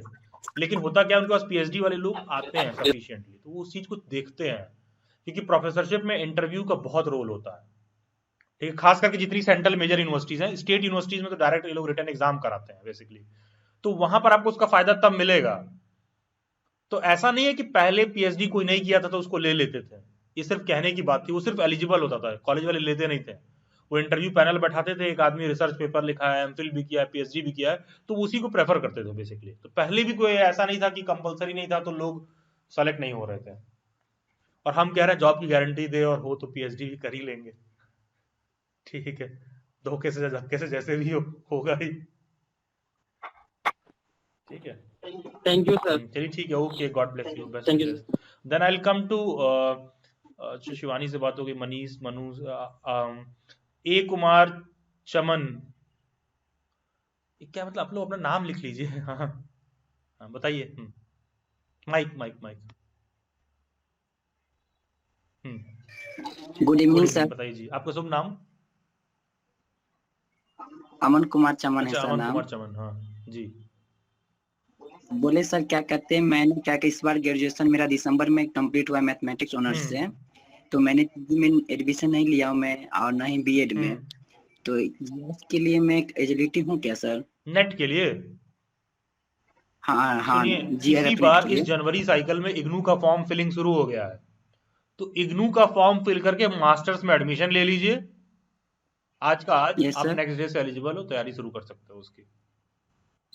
आज सर मान के हम आपका डेली बैट्स का मैं वेबसाइट खोले थे, उस पे तो CUT BEd का भी दिया हुआ है टेस्ट, बट उसका सॉरी क्लास नहीं दिया हुआ है सर, नहीं, उसके लिए कुछ CUET बीएड का अनाउंसमेंट 2-4 दिन में होगा। जो भी प्रिपरेशन क्लासेस को लेकर इशू है, वो 2-4 दिन में अनाउंसमेंट होगा। वो इसलिए नहीं किया जा रहा है, देखिए सिंपल सा बात है कि हम लोगों का स्टूडेंट में क्रेडिबिलिटी खास करके बीएड वाले फील्ड में अच्छा है, मैं उसको कभी खराब नहीं करना चाहता हूँ। तो CUET पर ना आयोग की तरफ से ही कुछ प्रश्न चिन्ह अभी लगा हुआ है, तो हम कोई भी पहले से अनाउंसमेंट करके उसमें बेवजह का खिचड़ी नहीं करना चाहता हूँ, क्योंकि CUET में जो सेंट्रल यूनिवर्सिटीज हैं जैसे दिल्ली यूनिवर्सिटी है या ये है, वो किस तरह से उसमें इंक्लूड करेंगे अभी इस पर क्लैरिटी नहीं है। ठीक है, तो इसीलिए हमने CUET बीएड को लेकर अनाउंस नहीं किया है। मॉक टेस्ट आप इसलिए दे सकते हो क्योंकि पेपर पिछले साल हुआ था, तो पेपर वैसा ही आएगा। सर मॉक टेस्ट तो मैं ज्वाइन कर लेता हूँ, तब तक तो डेली बैट्स की वेबसाइट पे मैं देखा हूँ सर, तो कोई दिक्कत तो नहीं ना सर? हाँ हाँ, उसको आप ज्वाइन कर सकते हैं, ठीक है उसको। जैसा इग्नू का फॉर्म निकला हुआ है सर क्या? हाँ, इग्नू का फॉर्म निकला हुआ है, मास्टर बिल्कुल आप फिल कर लीजिए, इग्नू का फॉर्म फिल कर लो आप मास्टर, और आप नेट जेआरएफ एग्जाम दे सकते हो। सर तो व्हाट्सएप पे मैं आपको लिख के भेजता हूँ, तो उसमें डिटेल्स भेज सकते हैं सर इग्नू का? मैं मुझे तो कुछ आइडिया नहीं है इग्नू का सर। इग्नू का कुछ डिटेल नहीं करना, ignu.ac.in वेबसाइट पर जाइए, फॉर्म फिल कर लीजिए। ठीक है, मैं लगे हाथ दिखा दे ठीक रहा सर। हूँ, इतनी बड़ी चीज नहीं, इतना कोई रॉकेट साइंस नहीं है उसमें। ठीक है सर तो उसके बाद GRF फॉर्म भरने के लिए एलिजिबिलिटी हो जाऊंगा हाँ मैं हाँ सर? बिल्कुल एलिजिबल हो, कहीं पढ़ लीजिए भाई, मास्टर्स का कैंडिडेट अपियरिंग वाला एलिजिबल होता है, अगर ये ज्ञान लेने और आप एक यूट्यूब साथ पढ़ने जा रहे हो तो। ये देखिए, अच्छा। ये इसमें ऑनलाइन एडमिशन जनवरी 2023 का एडमिशन चल रहा है, अप्लाई नाउ। ठीक है, admission link for ODL programme, admission link for online programme ODL programme पर क्लिक कर लो, जाके फॉर्म फिल कर लीजिए। ठीक है, click here for new registration, form fill हो रहा है जनवरी 2023 का, ये रहा सा फॉर्म आपके सामने पूरा इसको फिल ओके करके सर। मास्टर्स में आपका 10 दिन में एडमिशन हो जाएगा, आप नेट जेआरएफ एग्जाम के लिए एलिजिबल हो। ठीक है, और ये भी आप लोग देख लो, ओके ये भी आप देखिए, जून वाले एग्जाम का नेट जेआरएफ का पेपर का डेट अभी से आ गया है। भाई अगर इतना NTA इतना आसानी से बता दे रही है, उसके बाद आदमी ना कर पाए तो आदमी क्या करेगा बताओ। 13 से 22 जून, 5 महीना भी ठीक से नहीं रह गया है। ठीक है, 5 महीने भी ठीक से नहीं रह गए देखा जाए तो। 13 से 22 जून, कुछ नहीं तो इसको ही टारगेट कर लो भाई, मतलब इजीली हो जाएगा, कोई इतना बड़ा चीज नहीं है। सर जून वाले एप्लीकेशन के फॉर्म अभी से नहीं बनने नहीं, शुरू अभी हो गए फॉर्म फिलिंग नहीं नेट शुरू हुआ है, जेआरएफ? NTA ने डेट अनाउंस कर दिया। देखो सबसे अच्छी बात यही है कि फॉर्म ओके फिलिंग नहीं शुरू हो गया है, डेट अनाउंस कर दिया, तो प्रिपरेशन एकदम ऑन रखिए। Okay sir. इसीलिए तो मैंने कहा कि या तो पेपर 2 या तो पेपर 1, ये फैक्ट तक आप प्रिपेयर कर लो। और देखो किसी भी एग्जाम को सीरियस नोट पर दीजिए। जानते हो क्या स्टूडेंट भी क्या मिस्टेक करते हैं, पता चलेगा, सोचिए नेट जेआरएफ एग्जाम दें, उधर SSC कांस्टेबल की वैकेंसी आ जाएगी या रेलवे का कुछ अनाउंसमेंट हो जाएगा, अब उसका जीभ लपलपाने लगता है सरकारी नौकरी करा रही है, ये सब छोड़ो ये सब छोड़ो। अब वो ना यहाँ होता है ना वो वहां होता है। ठीक है, ये बहुत बड़ी प्रॉब्लम है। तो 4 महीने 5 महीने देना है ना, तो ठीक से दे लो। और इंडिया में कोई भी एग्जाम है ना, आप एग्जाम को बड़ा समझो चाहे छोटा, भाई यहाँ इतने स्टूडेंट है ना कि उसमें कंपटीशन है, तो इजी नहीं होने वाला है कभी भी, इजी हमको बनाना पड़ेगा।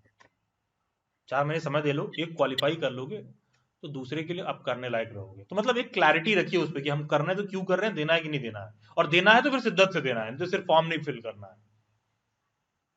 ठीक है, उस नजरिए से करिए, बिल्कुल होगा। ठीक है, okay sir, thanks sir. Okay, thank you, God bless you. Then I will come to Anshul, then Rakhi. Yes Anshul Shukla. Good evening sir. जी बताइए। हाँ सर मेरा एक जनरल डाउट है छोटा yes, सा, कि जो मास्टर्स की परसेंटेज होती है ये नेट क्लियर करने के बाद जो सिलेक्शन एग्जाम होते हैं स्टेट के या फिर सेंट्रल के, उनमें मैटर करती है क्या इंटरव्यू वगैरह में? देखिए, अगर बेसिक एलिजिबिलिटी क्राइटेरिया फुलफिल हो रहा है ना, तो ये मैटर नहीं करता है कितने परसेंटेज है, क्योंकि पता है इंटरव्यू में भी नहीं, दे आर लीस्ट इंटरेस्टेड, वो लीस्ट इंटरेस्टेड होते हैं। उनको पता होता है कि मास्टर्स में देखो किसी के 70-75 आ जाए तो अच्छी बात है, और उनको ही पता है कि लोगों के नहीं सर, मेरी 55-60 ही आते परसेंटेज ठीक हैं। है, पर मतलब और ज्यादा वाले भी होते हैं। मेरी 73 है मास्टर्स में, और उससे और ज्यादा वाले भी होते हैं। ना फायदा मिलेगा आपको कोई, ना आपको कोई नुकसान होगा। 73% नुकसान पूछ होगा। भी क्यों रहे हो आप? ठीक है। और लोग मेरे काफी।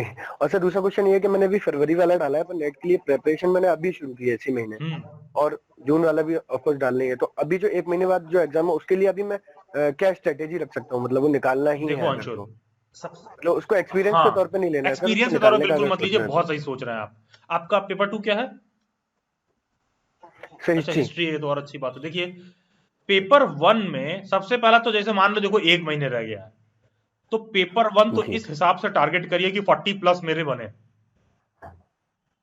जी 40 प्लस का लक्ष्य लेकर चलिए, कैसे हम 40 के प्लस जाएं। पहला केस। दूसरा केस हिस्ट्री में देखो बेसिक जो जीके के हिस्ट्री के क्वेश्चंस होते हैं वो आपको प्रिपेयर्ड होना चाहिए। मैं बहुत ज्यादा ये सजेस्ट नहीं करूंगा कि इमीडिएटली जाके प्रीवियस ईयर पेपर देखिए, क्योंकि बहुत कंफ्यूजन होगा, पेपर का लेवल बहुत हाई रहता है, आपको समझ में नहीं आएगा कि भाई इसको क्लियर कैसे। कॉन्फिडेंस डाउन हो गया वो देख के, हाँ, थोड़ा पुराने पेपर देख के। डेली बाइट्स पर कोई पिछले 1 साल से ऑलमोस्ट मैं यूजीसी नेट जेआरएफ का ठीक ठाक से मैंने क्लासेस नहीं लिया है, टाइम नहीं मिल पाया, लेकिन पहला रिकमेंडेशन मेरे स्टूडेंट्स को रहता है कि प्रीवियस ईयर पेपर नहीं देखना है। पहला रिकमेंडेशन ही मैं ये देता हूं, क्योंकि अगर आपने उसको देखा तो आपको एहसास हो जाएगा कि मेरे को प्रिपेयर नहीं करना है, मेरे से नहीं होगा। उसका एक तरीका है उस चीज को सॉल्व करने का। जैसे न्यूज़पेपर में सुडोकू आप पहली बार देखो तो बहुत कठिन लगेगा, अबे कहाँ 2 लिखे 5 लिखे, सब फंस जा रहा है, कुछ भी रैंडमली रख रहे हो तो। लेकिन एक बार आप उसका सुडोकू को सॉल्व करने का सही तरीका सीख जाओगे तो कितना भी कठिन क्विज हो आप उसको कर लोगे। ठीक है, जैसे मैं बहुत पहले छोटा था ना, सुडोकू में घंटों भर बैठ कर करता रहता था, नहीं समझ में आता था। अब क्या, कितना भी कठिन पजल हो 15 मिनट या maximum 30 minute, max to max, maximum बता रहा हूं, कितना भी कठिन हो, क्योंकि उसका तरीका समझ आ गया ये होता कैसे, क्या उसमें फिगर्स को देखना है। सेम चीज आपका है, आप डायरेक्ट हिस्ट्री का आपने पीवाईक्यू रेफर किया, आपको देख के कॉन्फिडेंस पूरा एकदम नीचे चला जाएगा, क्योंकि अंशुल मैं पूरे गारंटी के साथ कह सकता हूँ 20 क्वेश्चन भी तुमको नहीं आ रहा होगा, या और कम ही है। 20 भी मैं ज्यादा बोल जी दिया हूँ, सर। ठीक है, मैं कह रहा हूँ कि 7 8 10 ज्यादा से ज्यादा, उससे ज्यादा, हाँ हाँ, उससे ज्यादा आपको क्वेश्चन नहीं आ रहा होगा, क्योंकि आप गलत तरीके से, जो मैं ऐसे ही बता रहा हूँ, वो होता है एक्सपीरियंस बंदे से किसी बात करो तो। क्यों नहीं आ रहा था, क्योंकि आप गलत तरीके से जाके आपने हिट किया है। ठीक है, कोई मेरा बीएड का स्टूडेंट होता ना, मैं तो क्या कहता कि करूं भाई सर? पहले पीवाईक्यू जाके देखो, लेकिन मैं नेट के बच्चे को कभी नहीं कहता हूँ। पेपर 1 का देखिए, पेपर 1 का देखो। बट सर एक छोटी सी मेरे पास ये प्रॉब्लम है, मेरा वर्ग 1 का एग्जाम है मार्च में शुरुआत में, और उसका सिलेबस सेम है नेट का। मैं चाह रहा हूँ कि पेपर 2 पे ध्यान रखूं, तो दोनों के लिए मैं पढ़ सकूं नहीं तो ठीक है ना, अगर हो तो पाए तो। हिस्ट्री तो आपको पढ़ना ही है ढंग से। मैंने कहीं से ये नहीं कहा कि नहीं पढ़ना है, मैंने कहा प्रीवियस ईयर पेपर नहीं देखना है तुरंत में। ठीक है, वो अप्रोच सही नहीं है, क्योंकि देखो आप सडनली ये सोचो कि महीने भर में हम सारा कुछ कर दें, तो वो भी नहीं होगा। ठीक है, आप उसे बस मैक्सिमम स्कोर लाने की कोशिश करिए। आप सोचिए कि कैसे करके मेरे 40 परसेंटाइल 50 परसेंटाइल तक मार्क्स बने। ठीक है, आप ये अप्रोच लेकर चलिए, तब आपका कुछ इसमें काम बनेगा। ठीक है, सर। वही तब जाके कुछ काम बनेगा। और फ्यूचर में आपको डेली बैच पे ज्वाइन करना रहा तो जून वाले साइकिल के लिए मैं I am like mentally prepared, I have made my self mentally prepared कि मैं इस बार स्टूडेंट्स को प्रिपेयर कराऊंगा। तो क्योंकि पिछले समय में कुछ ऐसा इतनी ज्यादा मतलब व्यस्तता रही है कि मैं मतलब ये वादा नहीं कर पाया हूँ कभी स्टूडेंट्स की क्लास लूंगा रेगुलरली, लेकिन इस बार है फेब से मैं क्लास ले रहा हूँ, तो आप उसको भी ज्वाइन कर सकते हैं, टोटली अप टू यू। ठीक है, ले लीजिए सर, हमारा भला हो जाएगा थोड़ा। नहीं बिल्कुल, मैं क्लासेस को गाइड करूंगा तो इस हिसाब से गाइड करूंगा कि भाई जेन्युइनली आप उसमें बहुत अच्छा कर पाओ, क्योंकि मेरा भी टारगेट रहेगा ऐसा पढ़ाएं कि रिजल्ट प्रोड्यूस हो। पास में तो स्टूडेंट्स ने मेरे जी सर। गाइडेंस से ही प्रोड्यूस कर रखा, पढ़ना तो छोड़ दीजिए। तो कोशिश रहेगी मेरी, ठीक है, फैब में पूरा पूरा। ठीक है, और सर जो स्टेट वाला हमारा जो सेट है जून में, अगर हम ये नेट क्लियर कर लेते हो शायद वो नहीं देना पड़ेगा, ऐसा हाँ सुना हाँ, है मैंने, नेट कंफर्म नहीं क्वालिफाइड हुआ हो तो सेट का कोई ऐसा कंपल्शन नहीं रहता है कि सेट भी पास होना जरूरी है। ठीक है, है। ठीक है सर। कोमल एटलीस्ट 40% क्वेश्चन मान के चलिए, न्यूनतम मिनिमम। ठीक है, then I come to Rakhi, उसके बाद I hand over to Nupur ma'am, paper 1 को थोड़ा लेकर थोड़ा गाइड करेंगी। Rakhi, hello Rakhi, how are you? Good evening, sir. Rakhi, I'm fine. What about you? चल रहा है राखी, आप हैं तो परेशान है बहुत देर से, आप बताइए। सबसे पहले तो मैं आपको थैंक यू बोलना चाहती हूँ, बिकॉज डेली बाइट्स की मैंने वीडियोस ली थी, तो सिर्फ आपकी वजह से, मैं बिल्कुल नहीं बोलूंगी कि मैंने मेहनत करी थी, सिर्फ आपकी वीडियोस की वजह से मेरी फर्स्ट डिवीजन आई है। अदरवाइज मुझे नहीं लगता था कि मैं एग्जाम भी क्रैक कर पाऊंगी, बिकॉज मैंने बिल्कुल भी नहीं पढ़ा था। सर मेरा सीटेड पेपर 1 क्वालिफाइड है, तो मैंने केवीएस पीआरटी का भी फॉर्म फिल कर रखा है, और आपके कहने पे मैंने नेट जेआरएफ का भी कर दिया। अदरवाइज मेरा था कि मैं जून में करूं, बट आपने बोला कि नहीं, कि आप फॉर्म फिल करो। उसमें एक प्रॉब्लम आ गई थी कि मेरा आधार कार्ड अपडेट नहीं था, तो नुपुर मैम ने कहा कि रजिस्ट्रेशन वहां से कैंसिल करा के आप एक बार ट्राई करो, रिस्क लो। लेकिन वो रजिस्ट्रेशन पहले हो गया था, तो उन्होंने कहा कैंसिल नहीं होगा, आप सेम एप्लीकेशन से आधार कार्ड की जगह लिखो कि नो अपडेट। तो मैंने वो फिल कर दिया है, और पेपर 1 की क्लासेस मैं नुपुर मैम से अभी कंटिन्यू कर रही हूँ, तो मेरे को पेपर 1 के लिए बिल्कुल भी स्ट्रेस नहीं है। मुझे पता है कि जहाँ डेली वाइट्स है तो मेरा बहुत इजीली वो हो जाएगा। और सब पेपर 2 के लिए प्लीज मैं रिक्वेस्ट कर रही हूँ आपसे कि आप हिस्ट्री की क्लासेस स्टार्ट कर दीजिए, क्योंकि अभी आप जो भी गाइड करोगे आई डू, बट मेरा शॉर्ट है, इन केस अभी नहीं होता है तो मुझे जून में तो एनी हाउ करना है मेरे को नेट नहीं जेआरएफ। यस राखी, बहुत बहुत धन्यवाद सबसे पहले तो। देखिए मेरी पूरी कोशिश रहेगी, हिस्ट्री वाला मैं बहुत जल्द अनाउंस करूंगा। मान के चलिए कि मैं इसको लेकर I am like on it. और ऑब्वियस सी बात है कि देखिए आज नेट जेआरएफ स्टूडेंट के लिए मैं मीट कर रहा हूँ, तो ऑब्वियसली मैं उस पर सोच रहा हूँ। ठीक है, तो मेरी पूरी कोशिश रहेगी राखी। ठीक है, बाकी आप निश्चिंत रहिए, जी आपने पेपर 1 का भी ले रखा है तो नुपुर मैम उसको लेकर आपको पूरा गाइडेंस दे रही होंगी। और बाकी का जो और सारे आपके कंसर्न्स हैं, ठीक है, हिस्ट्री को लेकर सर, मैं आप टीचिंग के लिए मतलब पीआरटी के लिए भी कुछ क्लासेस वगैरह कंडक्ट कराते हो तो प्लीज नहीं बताइए। राखी, एकदम पैक्ड हो एकदम, वो तो पॉसिबल ही नहीं है हमारे लिए, एकदम नहीं पॉसिबल है।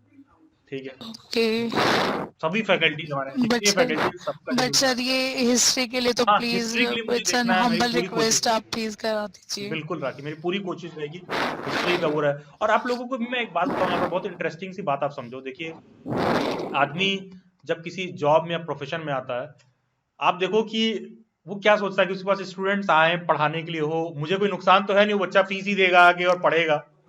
लेकिन सोचिए हाँ आप जी। जब अच्छा करते हो तो आप, मतलब पता है, मैं अनाउंस करके मैं ये सोच रहा हूँ मैं क्लास करा पाऊंगा रेगुलरली कि नहीं। ठीक है, तो ये मेरे लिए भी एक चैलेंज है, और मेरी पूरी कोशिश रहेगी कि फैब में मैं बोल रहा हूँ तो मान के चलिए कि ऑलमोस्ट 100% है, उसको लेके मैं अनाउंस करूंगा। ठीक है, कुछ ना तो कुछ। ठीक जी, है, थैंक यू वेरी मच और सर। उसमें क्लासेस लाइव होंगी हिस्ट्री की, क्योंकि रिकॉर्डेड लेक्चर से अकेले काम नहीं बनेगा। तो प्रॉब्लम ही सारा का सारा वहां पर है कि मुझे स्टूडेंट को पढ़ाना पड़ेगा ठीक ठाक। क्योंकि पास्ट मैंने देखा है कि जब मैं स्टूडेंट्स को गाइड कर रहा था ना, तो गाइडेंस में होता क्या कि मान लो फी कम है, क्योंकि रेगुलरली मुझे इन्वॉल्व नहीं होना पड़ता था, लेकिन फिर रिजल्ट नहीं बच्चे प्रोड्यूस कर पा रहे थे, क्योंकि वो खुद फोकस नहीं रह रहे थे। तो हाँ हाँ, तो जी। फिर मुझे लगा कि अच्छा ठीक है, रेगुलर क्लास का मैं देखता हूँ, तो इसीलिए मैंने अनाउंस नहीं किया। तो फेब में मान के चलिए कि मोस्ट प्रोबेबली मैं उसका कराऊंगा, शुरू कराऊंगा जून वाले एग्जाम के लिए।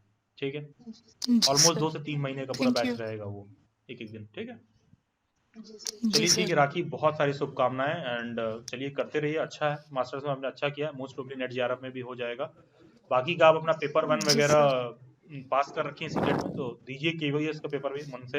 इनफैक्ट पेपर 1 में जो कुछ आप यूजीसी नेट का जो पेपर 1 में जो कुछ भी नुपुर मैम से पढ़ रही है, उससे 2-4 कुछ सिमिलर सा क्वेश्चन आपको केवीएस के पेपर में भी दिख जाएगा। जी सर। क्योंकि कंप्यूटर क्वेश्चन उसमें भी पूछ सकता है आपसे, इंग्लिश हिंदी आ ही रही है, और कुछ हाँ हाँ, तो वो जी सब वहां भी दिख जाएगा कुछ वैसा सिमिलर सा, तो पूरा मन से करिए उसको। ठीक है ना? सर, वैसे आज डेट भी अनाउंस हो गई है डेट भी आ गई है पीआरटी के उसका। एग्जाम के लिए। फेब में एग्जाम है सारा, 27-28 फरवरी को है। जी, 21 फेब से 28 हम्म फेब के बीच में, अभी एडमिट कार्ड नहीं आया ना। वो तो आ जाएगा। चलिए ठीक ना, हाँ हाँ। चलिए हाँ जी। ठीक है राखी, तो फिर करते रहिए, बेस्ट विशेष, बहुत सारी शुभकामनाएं आपको। ठीक है Rakhi, thank you very much okay, sir. God bless you. Then I will come to Abhash Kumar.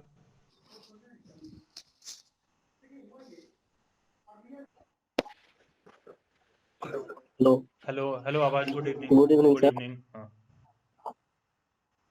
Sir मेरा एक क्वेश्चन है कि इस बार हिस्ट्री से हम एमए फाइनल किए, एग्जाम दिया हूँ, दिसंबर सेशन था, और हम अभी सर गवर्नमेंट जॉब में हैं।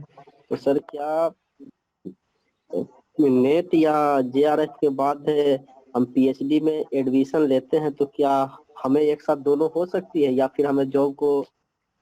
देखिए, जॉब के साथ पीएचडी लीस्ट रिकमेंडेड है, जी लेकिन आप नेट जेआरएफ का पेपर दे लो, क्योंकि कोई जरूरी नहीं कि कहीं पर जी जॉब निकले तो वहां पर पीएचडी भी कंपल्शन हो जॉब के लिए।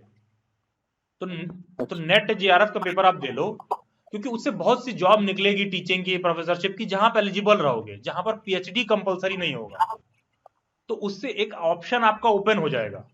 ठीक है, लेकिन ये सोच के नहीं देना कि अच्छा जी हमको तो पीएचडी करने के लिए मिलेगा नहीं तो हम वो क्यों दें, क्योंकि उस नेट जेआरएफ से आप बहुत जगह एलिजिबल रहोगे। तो पेपर दे लीजिए नेट जेआरएफ का, पीएचडी को लेकर एक बार आप क्वालिफाई कर लीजिए नेट जेआरएफ, फिर पीएचडी का डिबेट वापस फिर से करेंगे।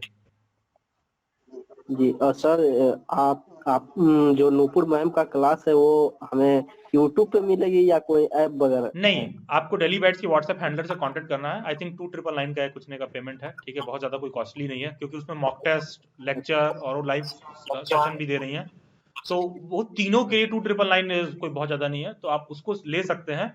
तो उसके बाद मैम आपको सारा गाइड करेंगी कैसे कैसे करना है। जैसे ये मीटिंग में आप मेरे से बात कर रहे हो, वैसे संडे टू संडे उनका मीट होगा, आप उसको बताएंगी सारा रिसोर्स मटेरियल, मॉक टेस्ट वगैरह सब कुछ वो कैसे लेना है वो प्रोवाइड करेंगे आपको। ठीक है, ठीक है, तो आप व्हाट्सएप हैंडलर से कांटेक्ट कर लीजिए, इसके लिए व्हाट्सएप पे मैसेज कर दीजिए आप। Over to you Nupur ma'am, कुछ पेपर 1 के लेकर कुछ गाइडेंस दीजिए कि कैसे करेंगे 35-40 से प्लस बने। Over to you ma'am.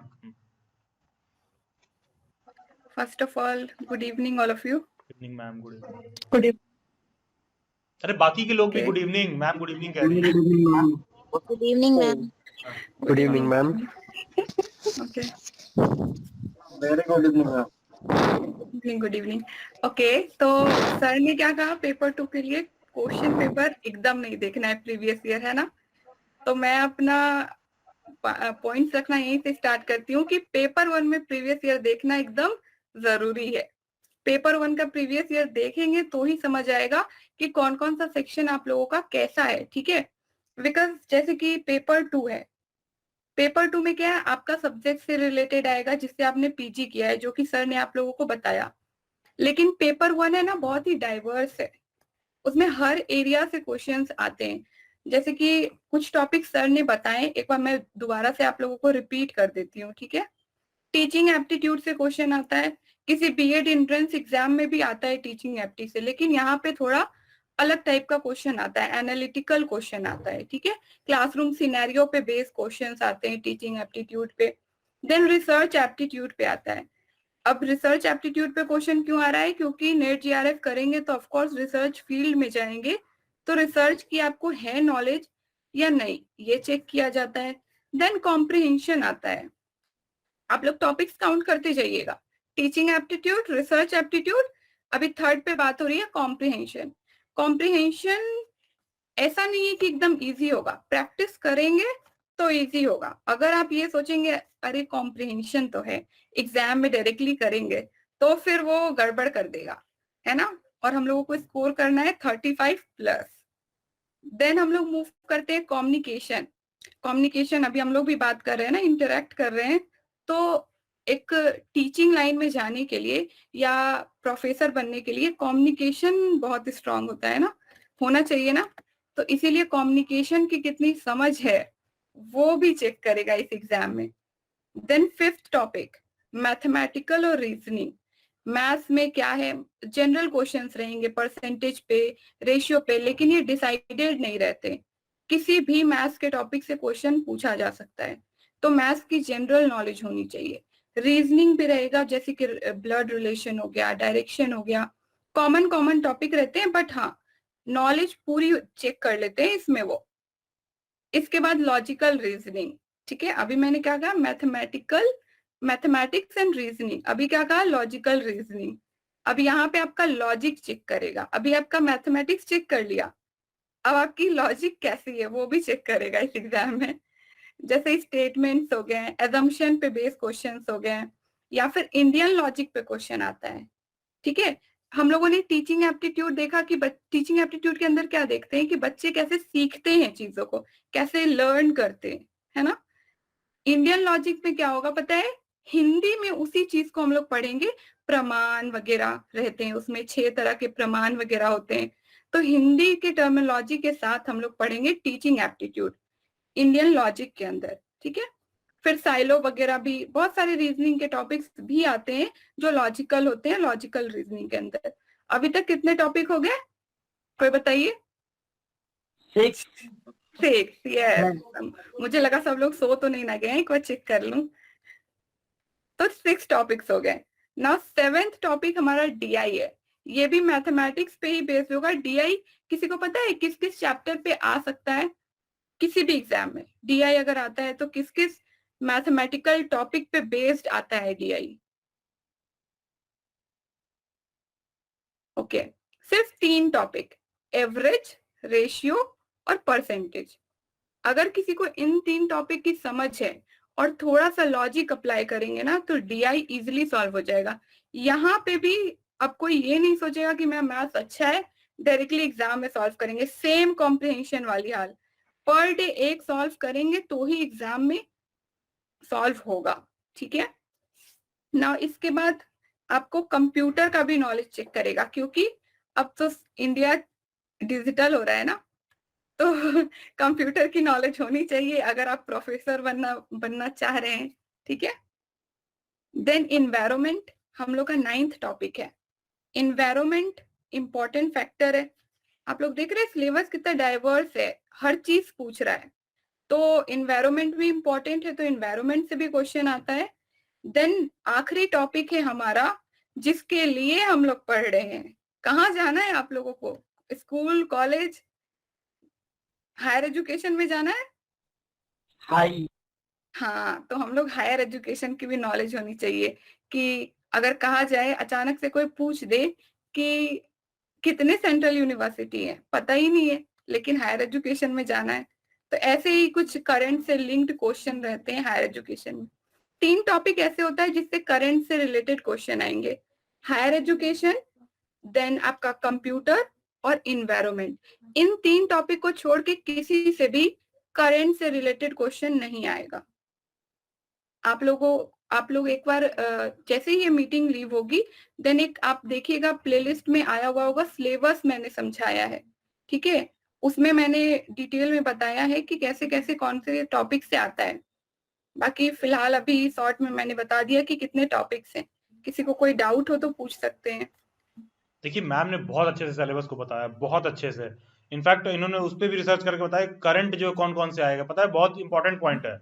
आप इसमें से अपना देख सकते हो कौन कौन सा सेक्शन। मैम कौन से प्लेलिस्ट में आपने डेली बैच पर उसको डाल रखा है? मैं स्टूडेंट्स को दिखा दूं लगे हाथ।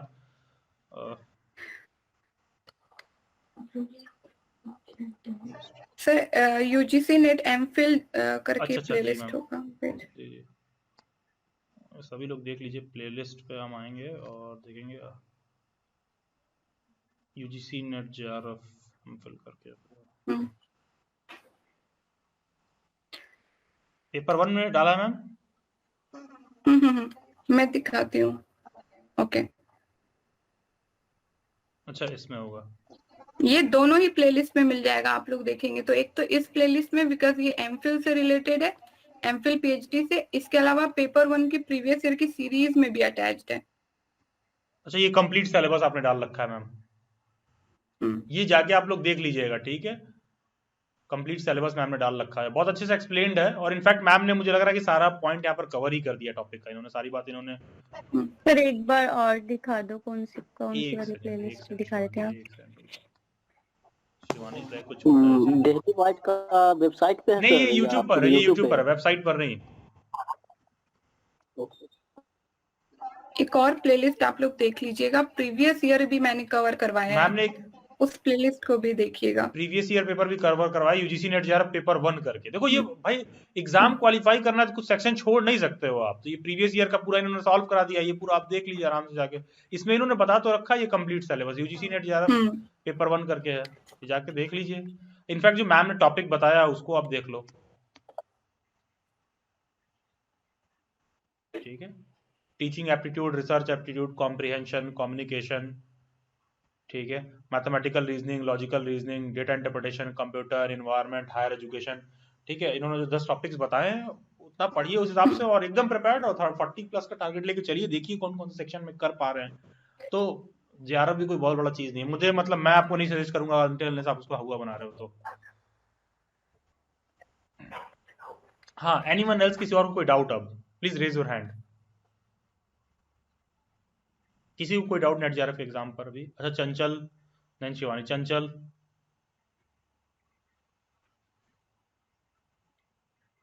शिवानी।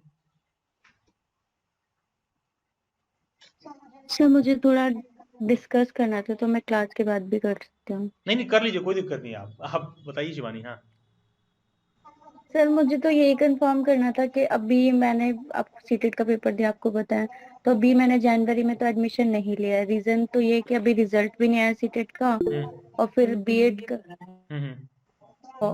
का भी फिर अभी हाफ चल, अब मई में ही खत्म होगा मेरा।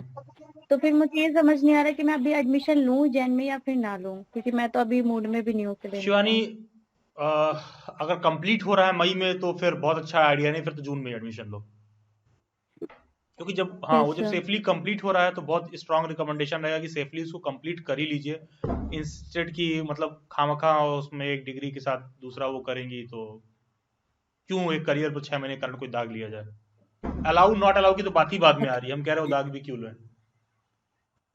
तो सर फिर मैं जुलाई वाले में ले लूं हाँ हाँ, एडमिशन? जून में ही एडमिशन शुरू हो जाता है, तो एडमिशन लेते ही फॉर्म फिल कर देना, नेट वाला फॉर्म जून वाला भी फिल कर देना। हाँ हाँ सर, वो एडमिशन लेते ही स्टार्ट कर दूंगे ना, इसीलिए मैं वेरी कंफर्म फर्स्ट करी डे थी फॉर्म आपसे। रिलीज होगा, फॉर्म फिल करके उसको फॉर्म फिल कर दीजिएगा आप, ठीक है?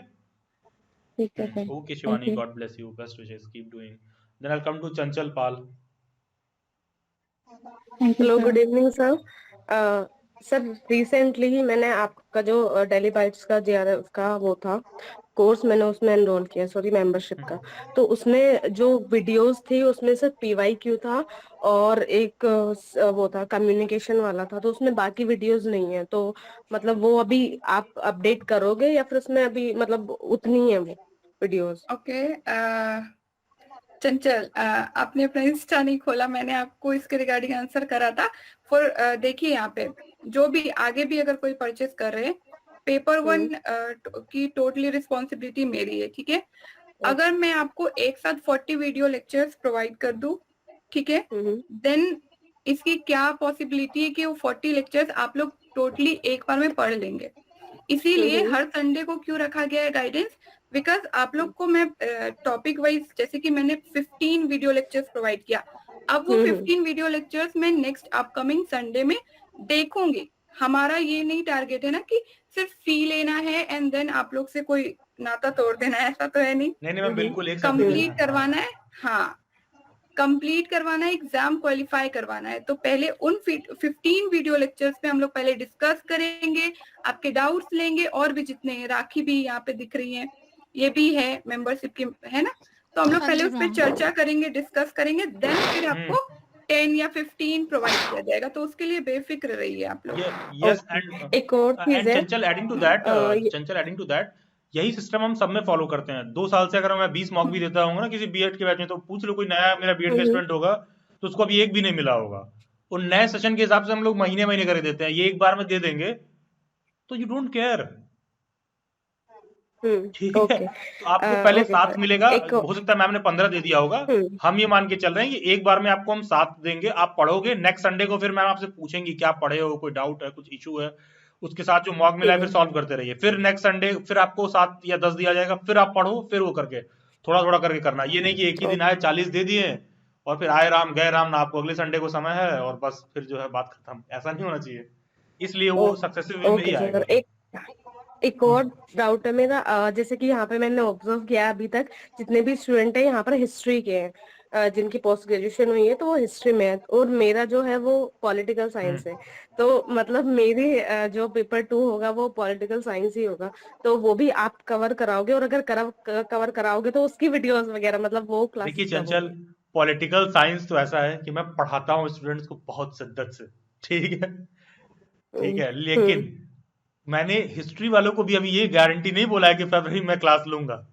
तो जब ये बात मैंने हिस्ट्री वालों को नहीं बोला है तो पॉलिटिकल साइंस को लेकर भी मैं नहीं बोल रहा हूँ अभी गारंटी से, ठीक है? तो कोई मेरा स्टूडेंट होगा बीएड वाला तो जानता है मैं पहले क्लास ही पॉलिटी से ही शुरू करता हूँ, ठीक है? तो हाँ, बहुत शिद्दत से मैं उसको पढ़ाता कराता हूँ। लेकिन पॉइंट यही है कि मैं अभी हिस्ट्री वालों को भी गारंटी से नहीं कह रहा हूँ, तो पॉलिटिकल साइंस को भी गारंटी से नहीं कह रहा हूँ, तो मैं दोनों पे भी नहीं कह रहा हूँ गारंटी से, ठीक है? Okay okay, thank you sir. थोड़ा सा चंचल प्लेटफॉर्म और ऑर्गेनाइजेशन को भी लेकर थोड़े काम में मेरी व्यस्तता रहती है, तो वजह से थोड़ा टाइम कई बार कम मिल पाता है। और होता क्या है कि हम लोगों का अपडेट ऐसा नहीं होता कि दोस्तों ये वाला आ गया वो वाला आ गया। देखो कि कोई चीज अपडेट करते हैं तो बहुत रिसर्च करके अपडेट करते हैं, उसके लिए लगता है समय। ठीक है, ओके तो ओके, इट्स इसलिए ओके, जो है थैंक ठीक यू। है चंचल। बाकी का आप निश्चिंत रहिए, जो आप वो बोल रही हैं वो वही प्रोसीजर ही है हम लोगों को देने का, एक बार में कभी नहीं मिलेगा। ठीक है, थैंक ठीक है, okay Chanchal, God bless you, best wishes, keep doing, and ऊपर वाला करे आपका हो जाए इस बार सिलेक्शन। ठीक है, देन एनीवन एल्स, किसी और को कोई doubt, just raise your hand. हाँ यस आभाष। हाँ जी सर, बोल रहा है कि हम जून में का एग्जाम के लिए हमारा क्या स्ट्रेटजी होना चाहिए, उसको किस तरह से, इस बार तो हम फॉर्म फिल नहीं कर पाए, लेकिन हमारी स्ट्रेटजी जून के लिए। जी जी, देखिए as far as paper 1 concerned है, तो आई डोंट थिंक कि आपको एक दिन का भी लेट करना चाहिए, क्योंकि उसका रीजन है जून। यार आप लोग जून फरवरी वाला एग्जाम दिख रहा है सामने, इसलिए लग रहा है कि जून वाला दूर है। टेक्निकली अगर आप मेरे से पूछोगे ना, मैं अंदर की बात बताऊं तो जून वाला एग्जाम का डेट भी बहुत करीब है तैयारी करने के नाम पे। अगर ढंग से प्रिपेयर करके देना है ना भाई, 13 जून कुछ नहीं है, क्योंकि नए साल में आज 20 जनवरी है, जनवरी इज ओवर।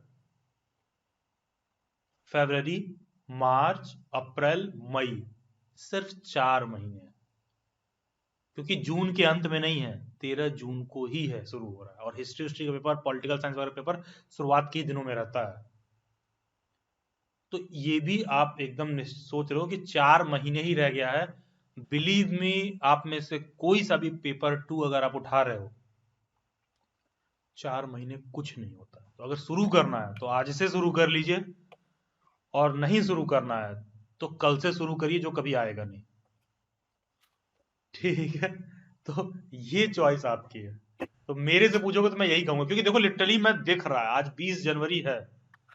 ठीक है, मोस्ट प्रोबेबली शिवानी जुलाई के भी एंड में होना चाहिए, अगर नेट वाले सही कर रहे हैं तो उसका सीटेट का भी सही हो। पॉइंट आप समझिए, आज 20 जनवरी है class, January is almost over, nothing is left in this जनवरी। 20 जनवरी है, फरवरी, मार्च, अप्रैल, मई, 4 महीना, और जून 13 जून से है। ठीक है, तो चॉइस इज ऑल योर्स। यहां पर डिसीजन आप खुद से कॉमन सेंस यूज करिए, मैंने कैलकुलेट करा दिया सिंपल सा। हाँ, पेपर इंग्लिश पेडागोजी का आप कह रहे हैं अंकिता, इंग्लिश पेडागोजी का कह रहे हो आप, इंग्लिश सब्जेक्ट आप कह रहे हो मास्टर्स? नहीं नहीं नहीं नहीं, ठीक है, इंग्लिश को लेकर अवेलेबल नहीं है। कहाँ मैं मैकबेथ बैठा के पढ़ा रहा हूँ, जूलियस सीजर पढ़ा रहा हूँ, hence home you idle creatures. ठीक है, ये इतना मुझे कवर नहीं करना है भाई, क्या क्या कवर करूंगा मैं। हाँ ठीक, yes, anyone else, any doubt? जी लक्ष्मी सर, हिस्ट्री पेपर के लिए सेकंड पेपर जो हिस्ट्री में रहा है, तो उसके लिए सर डेली बाइट आपके जो चैनल है उस पे क्या वेबसाइट पे हमें मिल जाएगी? नहीं, क्लास व्हाट्सएप हैंडलर को कांटेक्ट करिए। अच्छा ठीक है, व्हाट्सएप हैंडलर को मैसेज करिए, वो बता देंगे। ठीक है, पेपर 2 को लेकर अभी कोई अनाउंसमेंट नहीं है, पेपर 1 आप कर सकते हैं। ठीक है, पेपर 2 को लेकर अभी कोई अनाउंसमेंट नहीं है, मैं क्लियर कर दे रहा हूँ फिर से। तो पेपर 2 के लिए कुछ ऐसा बुक वगैरह हो, या फिर क्या होना चाहिए जिससे पेपर 2 पर मैं सिलेबस को लेकर मैं एक स्ट्रक्चर्ड लेक्चर रिलीज कर दूंगा। ठीक है, तो आप उसको देख लीजिएगा। ठीक है, क्लास लूंगा लेंगे, सिलेबस में पूरा लाइन बाय लाइन डिक्लेयर कर दूंगा। ठीक है, ठीक है, thank you. Okay, thank you, God bless you. Welcome to Lakshmi. Sir am I yes audible? Yes, clearly audible. हाँ सर, मुझे ये पूछना था, जैसे मैं बीएड सेकंड बैच में एनरोल्ड हूँ ऑलरेडी। हाँ, तो मुझे ये पूछना था कि जैसे उसके भी एग्जाम ऑलमोस्ट जून में ही होगा उसका भी, एंड नेट जेआरएफ जो जून वाला सेशन है, दोनों को साइमल्टेनियसली कैसे प्रिपेयर करें उसको लेके देखो थोड़ा सा। लक्ष्मी, ये सिर्फ मनोवैज्ञानिक रूप से है कि ये भी जून में है, ये भी वो है, ऐसा कुछ नहीं है। बस एक साइड से पढ़ना शुरू करो, जस्ट स्टार्ट टू।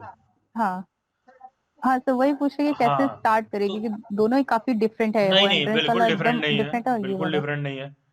देखो ये तो ऑब्वियस सी बात है कि जिससे मास्टर्स कर रही होगी वो सब्जेक्ट को लेकर चीजें डिफर हाँ करेंगी, नो डाउट। लेकिन as far as paper 1 concern है, देखिए पहला तो जो भी आपका आज से आपका लेक्चर है बैच 2 में, वहां जो कुछ भी पढ़ाया जाएगा वो आपको यहाँ एडवांटेज ही फेच करेगा, नुकसान तो कहीं से नहीं पहुंचा रहा है। हाँ और हाँ एक दिन में बिल्कुल 1 घंटा 2 घंटा भी देती है ना पेपर 1 वगैरह पर, तो आई डोंट थिंक कि इतना डिफिकल्ट होगा। और आपने माना है कि मेरा एग्जाम जून जुलाई में बीएड का, अभी तक आयोग ने कोई डिक्लेरेशन नहीं किया है इस पे। पिछले साल भी सब यही हाँ मान रहे थे, अगस्त सितंबर में हुआ था।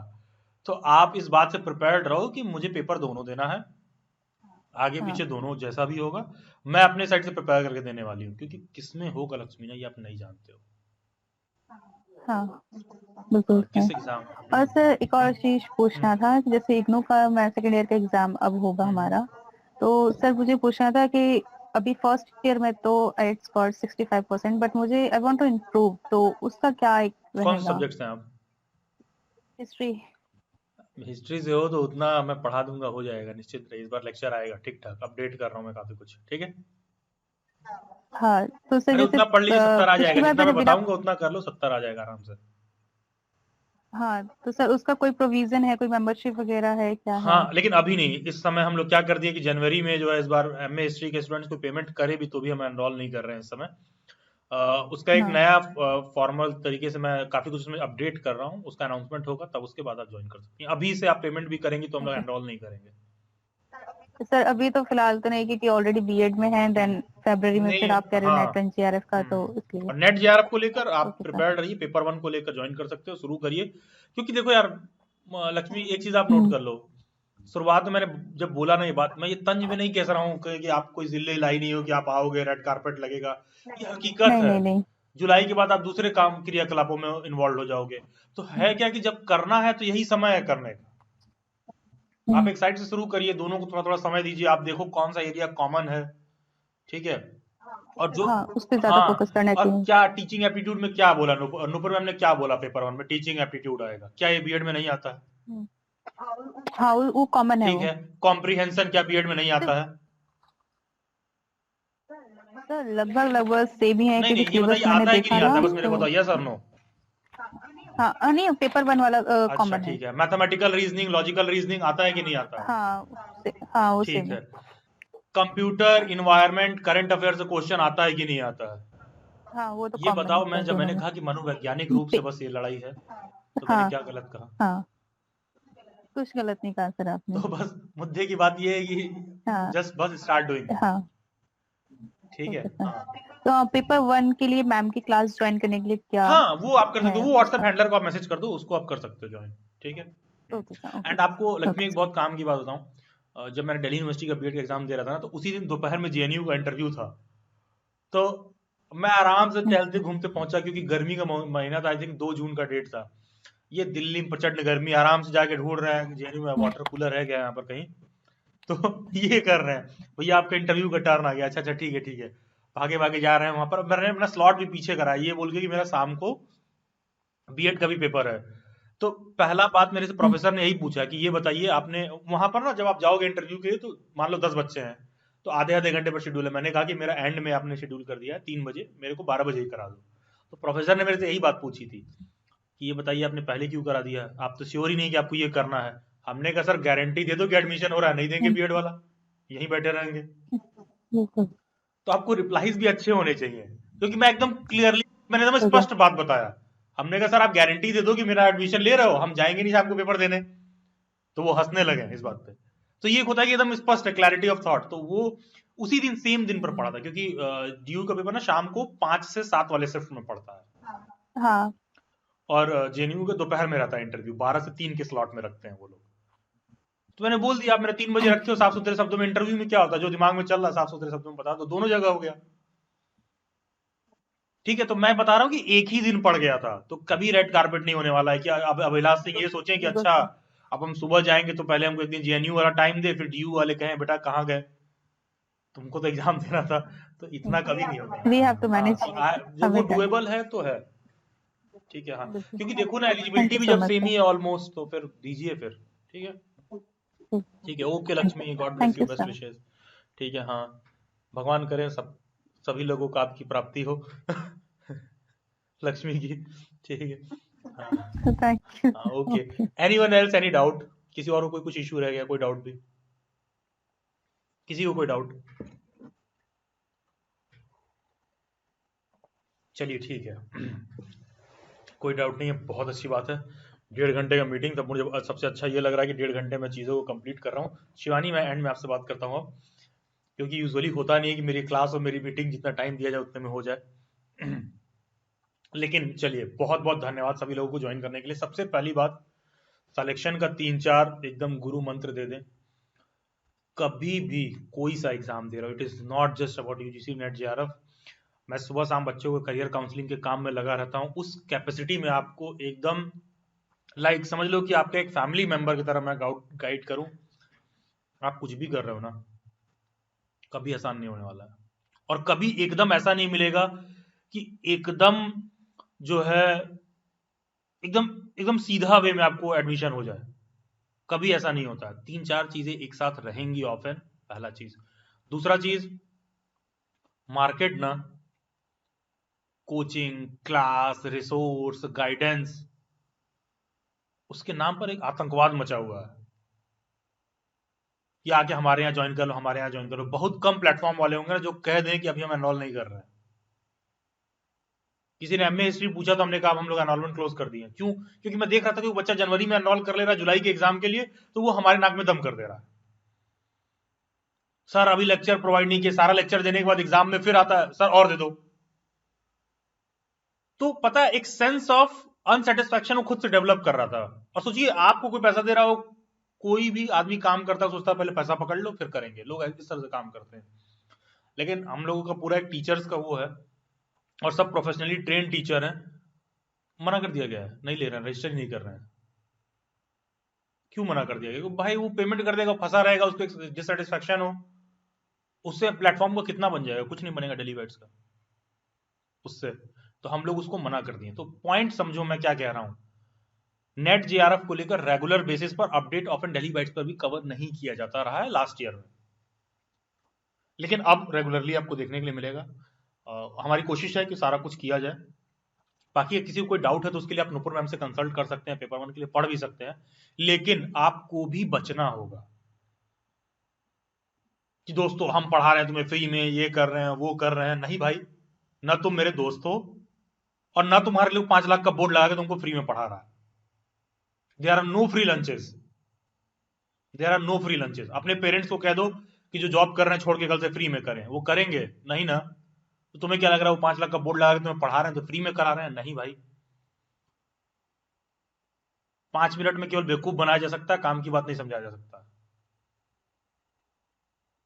तो ये सब सिंपल फंडे होते हैं, हैक्स। तो हमको अननेसेसरी इन्वॉल्व भी नहीं होना है। कुछ चीजें स्वयं से भी जाके चेक करनी होती है। UGCNET.NTA.AC.in वेबसाइट पर गए, देखा कि प्रोस्पेक्टस में क्या लिखा हुआ है, क्या सारा चीज है।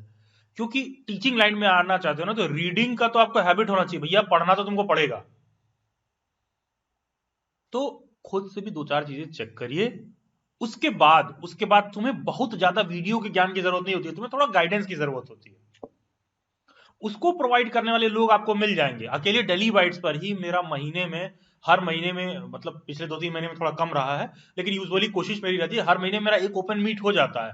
तो वो ऐसा नहीं है कि मैं बोलता चाहे हूं कि करियर का मीट है या बीएड का या सीटेट का है, लेकिन ऐसा नहीं कोई बच्चा मेरे से कुछ और मांग के पूछ ले तो उसको मैं मना कर दूंगा, क्योंकि हर चीज उस डोमेन में आता है, मैं कवर करता हूं। तो गाइड करने वाले लोग भी आपको मिल जाएंगे। फिर तुम प्रॉब्लम कहां पर फेस करते हो? तुम जानते हो गलती क्या करते हो? अब तुम कहीं जाओगे व्हाट्सएप पर, Instagram, sir it is very urgent, sir please help me. देखो, तुम्हारी अर्जेंसी है, दूसरी की नहीं है। ढंग के गाइडेंस के लिए ना आपको हमेशा किसी टीचर के पीछे पड़ना पड़ेगा कि सर जब भी फ्री हो please feel free to talk to me या कॉल मी। तब जाके पता है, आप बिलीव नहीं करोगे, डेली बाइट्स को 2000 रुपए मेरे करियर काउंसलिंग की फी भी पे करके आता, तो भी 3 दिन का अपॉइंटमेंट है, तो भी 3 दिन का कम से कम 72 आवर्स तो कहते हैं हम लोग, 1-2 घंटे मतलब ज्यादा ही लग जाता है। ठीक है, आई थिंक मेघा या कोई है शायद हमारे बैच 2 में जो रिसेंटली कांटेक्ट भी किया था, तो 3-4-5 दिन बाद जो है, ठीक है, मेघा नहीं या कोई और है शायद, ठीक है, जो भी कैंडिडेट हो। तो इट्स नॉट मेगा, कोई और है। हाँ, तो जो भी हो, तो पॉइंट मैं बता रहा हूँ कि ढंग के कहीं भी जगह पे जाओगे ना तो आपके लिए देखो, आप खुद सोचो ना यार, कोई भी आदमी जो ढंग का किसी चीज में अवेलेबल होगा या काम कर रहा होगा, वो आपके लिए बैठा नहीं है। उसके पास ऐसा किसी चीज का शॉर्टेज नहीं है कि वो आपके लिए बैठा हो। आपको उसके पीछे पढ़ के ज्ञान लेना पड़ेगा कि भैया ये कैसे होगा, थोड़ा सा लगना पड़ेगा, और ज्ञान के लिए आपको अदब से भी आना पड़ेगा। कहीं पर एक सेंस ऑफ डिससेटिस्फैक्शन रहे तो भी अदब से ही पेश आना होगा, क्योंकि पूरा मार्केट भरा पड़ा है एकदम, ये कोर्स ले लो, ये मॉक ले लो, ये ले लो, वो ले लो, लेकिन रेस्पॉन्सिबिलिटी कोई ओन अप नहीं करता है। जो स्टूडेंट हमारे यहाँ पेपर 1 में एनरोल्ड है ना, उसको मैं ये बात कह दूं ना कि आपको रिकॉर्डेड लेक्चर मिल जाएगा, मॉक टेस्ट मिलेगा, 2999 का फी है, तब भी वो एनरोल करता है जिनको करना है। लेकिन साथ में हमने ये अटैच किया कि हर Sunday to Sunday Nupur ma'am का एक सेशन होगा ही होगा। क्यों अटैच किया? क्योंकि वहां पर तो प्रीचिंग होगी ना, टीचिंग कहां होगी? सिर्फ रिकॉर्डेड लेक्चर दे देंगे, तुम देख रहे हो, तुम्हारी प्रॉब्लम, कोई सुन नहीं रहा है। तो संडे टू संडे मैंने नुपुर मैम से यही शर्त ही रखा था कि मैं पूरा सीरीज तैयार हुआ है, लेकिन डेली बाइट से पहला बात ही यही है कि आपका बच्चे से बात हो रहा है कि नहीं हो रहा है। मेरा फीस जो है, बिलीव नहीं करोगे, आप जाके पता कर लीजिएगा, डेली बाइट्स का सीटेट और बीएड एंट्रेंस एग्जाम का फीस किसी भी इंस्टीट्यूट, जो लोग कह रहे हैं हम कम में करा रहे हैं, हम तो ऐसा क्लेम ही नहीं करते कि हम फ्री में करा रहे हैं, सबसे हाई है। लेकिन कोई बच्चा हमारे जनवरी में ज्वाइन किया होगा ना, दिसंबर में भी मेरे पास आया होगा ना, ये नहीं कह सकता है कि हम सर से काम तो मेरा काम नहीं हुआ नहीं, वो ये नहीं कह सकता सिर्फ। Yes sir. ठीक है, ये कोई नहीं कह सकता है। अब देखिए, शिवानी भी हमारी बहुत पुरानी स्टूडेंट है। मैं बस इतना कह रहा हूं, जब मैंने कह दिया ना नुपुर मैम को कि संडे टू संडे अवेलेबल होना, अब तुम्हारा एग्जाम मान लो 4 दिन पोस्टपोन हो गया, तब भी नुपुर मैम अवेलेबल हैं, क्योंकि वो गाइडेंस की जरूरत है। लेक्चर तुम्हें कहीं मिल जाएगा, उससे ये फ्री वाले से काम बनता नहीं है। At the end of the day आपको भी सुनने वाले लोग होने चाहिए। इट इज नॉट लाइक कि तुम सिर्फ टीचर को सुन रहे हो। यहां जब आप माइक ऑन करके मेरे से बात कर रहे हो, मैंने एक बार भी ये नहीं किया कि सिर्फ चैट बटन ऑन किया। आप कितने भी बड़ा प्लेटफॉर्म हो, आप कभी मीट में ज्वाइन करिएगा, आपको माइक ऑन करके नहीं बात करने देता, आपको चैट में मैसेज करना होगा। हमारे यहाँ एकदम ओपन रहता है, जिस कैंडिडेट को जैसी जरूरत है डायरेक्ट बात करिए, डायरेक्ट बात करिए, जो प्रॉब्लम है कहिए। यही चीज जब संडे टू संडे, मैंने सिर्फ टीचर की रिस्पॉन्सिबिलिटी फिक्स कर, भाई संडे टू संडे तो एक बार तो 1 घंटे का, एक नई संडे को आप ले रहे हो, उस वीक में एक सेशन करिए आप बच्चे के साथ, उससे 10 ही मिनट समय उसको दीजिए। उसको कुछ नहीं पूछना तो भी 5 मिनट पूछ लो, भाई पढ़ लिया ना सब, अपने काम को कंप्लीट रखिए। और ये बहुत इंपॉर्टेंट है। तो आप कहीं भी किसी चीज को चूज कर रहे हो तो उस हिसाब से चूज करो। कोई चीज महंगी सस्ती नहीं होती है, कोई भी चीज नहीं। सोने की दुकान में जाते हो तो पहले ही जानते हो कि 20 रुपया किलो लोहा नहीं बोलेगा, ठीक है? वो बोलेगा भैया 10 भर है, 10 ग्राम लेंगे 50,000 रुपए, तुमको पता है, वैसे ही सुनने के लिए प्रिपेयर्ड रहते हो। तो कहीं भी आप जा रहे हो ना, तो कोई आपसे कह रहा है फ्री में कर रहा है, वो कर रहा है, आप बस इतना सोचा करो कि अच्छा जो हम फी पेमेंट कर रहे हैं उसमें जो मुझे चाहिए वो मेरा काम हो जाएगा कि नहीं। जब बच्चे बोल रहे हैं कि हिस्ट्री का ज्वाइन करेंगे, तो जो भी 5-6,000 जो भी फीस होगा, तो मुझे कोई पैसा काट तो रहा नहीं है, क्यों नहीं कह रहा हूं?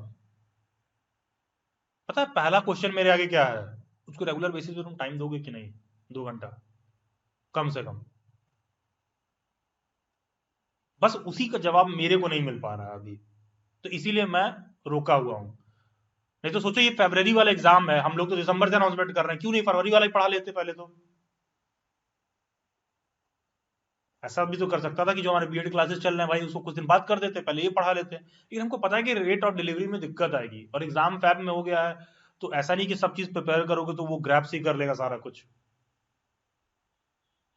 तो कोई आपसे फी भी ले रहा है, जेन्युइन वे में काम कर देना बहुत बड़ी बात है, बहुत बड़ी बात है, सही बता रहा हूँ। और देखेंगे हम लोग वॉइस कॉल फैसिलिटी वगैरह नहीं प्रोवाइड करते हैं। कोई भी हमारे यहाँ ये नहीं होगा जो बोला गया हो कि पेपर 1 ज्वाइन करने आए हैं और डेली बाइट से फोन करके कहा हो हेलो हाँ वो आपने पेपर 1 ज्वाइन करने के लिए क्या था, आप फी पेमेंट कर रहे हैं क्या, हाँ एनरोल करेंगे क्या, अच्छा नहीं एनरोल, अच्छा फी 10% डिस्काउंट कर दे रहे हैं। कुछ नहीं यार, ये सब बेवकूफ बनना बंद करिए। बस इतना डिसाइड करिए क्या उससे मेरा पेपर 1 में 40 नंबर आ जाएगा, 35 नंबर आ जाएगा। अगर आ जाएगा तो सब जस्टिफाइड है, नहीं आएगा तो 2 रुपए भी ज्यादा ही है। क्योंकि सड़क पर आप कितना भी लाखों रुपए भी कमाते हो कि आपके 2 रुपए गिर जाता है, ये नहीं कहता अच्छा 2 रुपए गिरा छोड़ दे रहा है, उठा के वापस पर्स में रख लेते हो। और कोई धोखे से ले ले 2,000 रुपए, तो अरे आप क्या ही किया जाएगा। तो बस पॉइंट ये है कि आप उस नजरिए से सोचोगे तो आपको समझ में आएगा कि अच्छा हाँ क्या चल रहा है, तब आप सही जगह पे पहुंचोगे। और इसीलिए जब मैं कहता हूँ बहुत ज्यादा डिस्ट्रैक्टेड मत रहो, क्योंकि आई एम सॉरी टू से इस सेक्टर में भी क्या है ना, पूरा एकदम बाजार की तरह सारी चीजें खुल गई हैं। जिनको नहीं भी पता वो भी ज्ञान दे रहे हैं, क्वालिफाई कर लोगे तो क्या हो जाएगा, नहीं कर लोगे तो वो क्या हो जाएगा, क्योंकि तुम बात को सिर्फ डिग्री पैसा फेलोशिप से जोड़ रहे हो। उसके पीछे का जिस्ट क्या है उस पर कोई बात ही नहीं कर रहा, क्यों वो चीज कराया जा रहा है। हमसे एक ने कहा कि सर किसी ने, मेरे टीचर ने बोला कि नेट जेआरएफ कर लोगे तो क्या होगा। हमने कहा मैं तुमको 10 बच्चों को मिला दे रहा हूं, वो तुमको बता देंगे क्या होगा। लेकिन यहाँ पर जो है अलग अलग कैंडिडेट की अलग अलग कैपेसिटी होती है आपको बात को समझने करने के लिए। जिनको करना है कर रहे हैं, जिनको नहीं करना है, कोई ऐसा डिग्री या प्रोफेशन नहीं है जिसमें नौकरी रखी हो कि तुमने डिग्री कर लिया तो आइए आइए आए हैं साहब, आए हैं इन्होंने अभी अभी मास्टर्स ऑफ आर्ट किया है, इनको दिया जाए मास्टर्स ऑफ आर्ट। नाम देखोगे डिग्री में तो ये भौकाली सा लगा हुआ है, चाहे उसमें कुछ भी आता हो ना हो। तो कभी भी ऐसा नहीं होगा आपके साथ। MSc masters of science, as if क्या कर लिया इन्होंने, साइंस का क्या सवाल पूछ दो इनसे ही बता देंगे, ये न्यूटन के बाद यही है। तो ऐसा कुछ नहीं है। तो मतलब मेरा कहने का सेंस है कि उसको एकदम प्रैक्टिकल फैक्चुअल वे में बात को एनालाइज करो, और टीचर और गाइडेंस भी ऐसी जगह जाओ जो एकदम फैक्चुअल वे में आपको समझाए। नहीं तो देखो कोई ऐसा प्रोफेशन नहीं है, डॉक्टर इंजीनियर, मतलब ऐसे ऐसे डॉक्टर को मैं बता दूंगा कि शाम को क्लिनिक में बैठ के मक्खी मार रहे हैं, पीछे एजेंट सेट किए हुए हैं कि अच्छा एक आदमी आएगा तो जांच लिख देंगे, 500 रुपया फीस है तो 250 रुपया तुम जांच का ले लेना, 250 हम ले लेंगे। समझ रहे हो, ये 3-5 करने के लिए डॉक्टर बने थे। तो वहां भी मैं मेडिकल के फील्ड का एग्जांपल इसलिए लेता हूं क्योंकि बहुत सेफ है। डॉक्टर में गया था गवर्नमेंट जॉब तुरंत मिल जाती है। सेम चीज इंजीनियरिंग में है, सेम चीज टीचिंग में है। जिनको करना है उसी में करके कमा रहे हैं, जिनको नहीं करना कुछ नहीं कर रहे हैं। तो ये सिंपल सा फंडा, ये क्लैरिटी ऑफ थॉट रखिए, रेस्ट आप सब चीज करने के लायक हो। और ये सब मत सोचो कि सर हम मास्टर्स में एडमिशन लिए हैं, मेरा जुलाई में एग्जाम पड़ जाएगा। ये तुम सोच रहे हो ना जुलाई में एग्जाम पड़ जा रहा है, जितनी तुम्हारी बुद्धि की लिमिटेशन है वहीं पर आगे रुक जा रहे हो। कोई जरूरी नहीं जुलाई में एग्जाम पड़ेगा। लास्ट ईयर ड्यू का एग्जाम सितंबर में हुआ था, कोई जरूरी नहीं है। कोई जरूरी थोड़ी नहीं कि इन्होंने जून का एग्जाम लेगा 13 जून को तो 13 जून को एनटीए करा ही लेगा। सरकार चाहे एनटीए को जो बोले, एनटीए का ट्रैक रिकॉर्ड बहुत खराब है एग्जाम कराने का। तो कोई जरूरी थोड़ी नहीं कि उस डेट पर हो ही जाएगा। आपका काम है पेपर देना, इतना रिस्क तो आप लोगे, पेपर दो, प्रिपेयर करके दो। अब होता है नहीं होता बात की बात है, कम से कम इसी बारे में पता चल जाएगा हो क्या रहा है। और दोबारा कभी इस मीट में मान लो मैं आपको गाइड करूंगा तो पता नहीं मैं सही गाइड कर रहा हूँ गलत गाइड कर रहा हूँ। पेपर दे के आओगे तो समझ भी तो रहेगी आपको। ठीक है, अब नुपुर मैम ने 10 टॉपिक बोला आपको कि पेपर 1 में है, आप जाके देख लो। मैंने बोला हिस्ट्री में रिक्वायरमेंट नहीं है कि पहले तुम प्रीवियस ईयर पेपर देखो, हालत खराब हो जाएगी, आपको अंडर कॉन्फिडेंस होगा। पेपर 1 में आप देखोगे तो आपको लगेगा अच्छा चलो ठीक है ये टॉपिक इनके पास पढ़ लेते हैं, इससे मेरा हो जाएगा, पीवाईक्यू दे लूंगा। उतना दे लोगे, कोई जरूरत नहीं यूट्यूब और फलाना जगह पे परेशान होने का। उसका रीजन है आप अपने टाइम को वैल्यू नहीं दे रहे हो। मैं सिर्फ और सिर्फ मीटिंग में बैठा रहता हूँ ना तो मैं ज्यादा टाइम देता हूँ, बाकी किसी जगह पर हमेशा कोई हमसे फोन पे भी बात करे, चलिए भाई बाद में, ठीक है, कोई जानने वाला, और सिर्फ अपनी टीम को और अपने मीटिंग में बैठा हूं तो वहां पर टाइम एक्स्ट्रा देता हूं, क्योंकि ये हमारे डायरेक्ट प्रोफेशन से जुड़ा हुआ है। तो आपके टाइम की वैल्यू सबसे ज्यादा है, तो इधर उधर वेस्ट भी मत करिए उसको। ठीक है, तो समय बचे तो शाम को हाँ ओम नमः शिवाय करते रहिए कि हे प्रभु आओ आशीर्वाद दे दो वो ठीक है, ठीक है वो ठीक है, लेकिन ये नहीं ठीक है। तो इन सारी चीजों से थोड़ा आप लोग बचिए, और तब जाके दोगे तो भाई आप ऑटोमेटिकली अच्छा करोगे लाइफ में। ठीक है, और क्योंकि बहुत ज्यादा गाइडेंस की भी जरूरत नहीं होती, इतना भी ज्ञान नहीं लेना होता कि हर दूसरा आदमी आके ये कर लो वो कर लो वो कर लो ये कर लो। एक दो चीज है ढंग से कर लीजिए, पर्याप्त मात्रा में हो जाएगा। और जो भी बातें मैं आपको बता रहा हूँ या समझा रहा हूँ, जो बात से मैं आपसे कह रहा हूँ, इसमें मेरा डायरेक्ट कोई बिजनेस इंटरेस्ट नहीं जुड़ा हुआ है। जुड़ा हुआ होता ना तो पहले ही से प्लान बना के लाए होते हैं कि देखिए 8 फरवरी से हमारा हिस्ट्री का क्लास शुरू हो रहा है, आइएगा, ऐसे होने वाला। हमसे कोई पूछा भाई खुद ही क्लियर नहीं कब से करेंगे, अनाउंस करेंगे, प्लान बना के झूठ ही बोल देते हैं कि 15 से शुरू हो रहा है, 8 से शुरू हो रहा है। अरे हमको पता है नहीं मैं कब करूंगा, गारंटी नहीं है, पहले मैं और कई चीजें देख लूं। क्योंकि अभी मैं यहाँ बात कर रहा हूँ 7 बजेगा, उसके बाद भाई मुझे आदमी हूँ, चाय पानी नाश्ता कुछ करना होगा, 9 बजे मुझे फिर क्लास होगी 9 से 12। तो ये अप्रोच रखिए, इसीलिए मैंने कहा, और इसीलिए मैंने नुपुर मैम को भी बोला था कि आपको पेपर 1 में एक दिन तो रखना ही रखना है गाइडेंस। तो आप डेली गाइड्स वो चीज़ कर रहे हो तो ठीक है, फैकल्टी आपके साथ अवेलेबल है, आपको कोई शिकायत भी है, कोई बात भी कहनी है, पूछनी है, मैम से बात करिए, हर संडे का वेट करिए, आप संडे या मैम से बात करिए। मैम को मैंने यही बोला कि उसको अपनी जो मॉक टेस्ट की वैलिडिटी है 200 डेज कर दीजिए।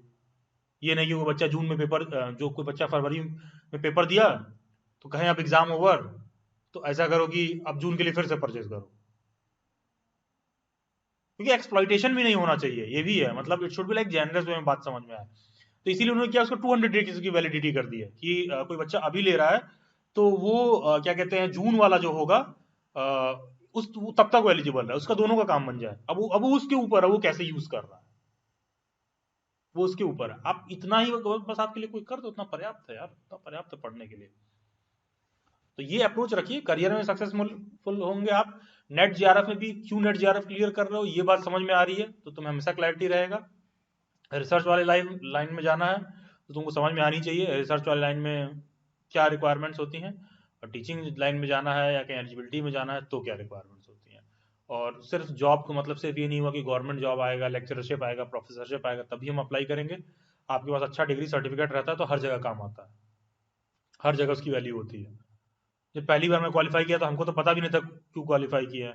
एंड आप सभी लोगों को एक बहुत ही इंटरेस्टिंग चीज बताऊं, 2018 में नुपुर में मेरी स्टूडेंट थी दिल्ली वाइट्स पे, आपको पता है ये बात? 2018 में वो स्टूडेंट थी, तब उन्होंने नेट क्लियर किया, उसके बाद उन्होंने जेआरएफ क्लियर किया। जब सारा कुछ कर ली, 1 साल 2 साल पढ़ा ली, तो उसके बाद जो पेपर 1 का उनका रिस्पॉन्सिबिलिटी है, ठीक है, बहुत पहले वो मेरे स्टूडेंट थे। तो ये भी अपने आप में एक अचीवमेंट है, मेरा भी मैम का भी, कि बहुत अच्छे तरीके से उन्होंने किया, सारा कुछ किया। और I think almost more than from 2 years she is working on daily whites. तो वो सारा चीज किया, तो जिनको करना है वो उसी में कर रहे हैं, और जिनको नहीं करना उनके पास 75 शिकायत है। और ऐसा नहीं उनका शेड्यूल खाली है, डेली वाइट्स की वेबसाइट नुपुर मैम की मेहरबानी से चलता है। ठीक है, मेरे से जेन्युइनली पूछ दोगे कहाँ क्या है तो मैं बता नहीं पाऊंगा एट टाइम्स कि अच्छा वहां पर ये दे रखा है। मैंने क्या पूछा मैम से, मैम कौन सा वाली प्लेलिस्ट में है, जो आपको भी दिखा रहा था लेक्चर, तो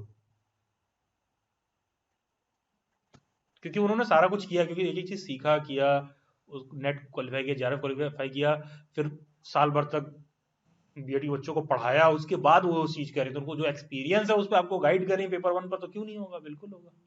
ठीक है, चलिए ठीक है, थैंक यू एवरीवन, बहुत सारी शुभकामनाएं, मेहनत करिए, भगवान करें आप सबका सिलेक्शन हो, अच्छा से अच्छा करिए।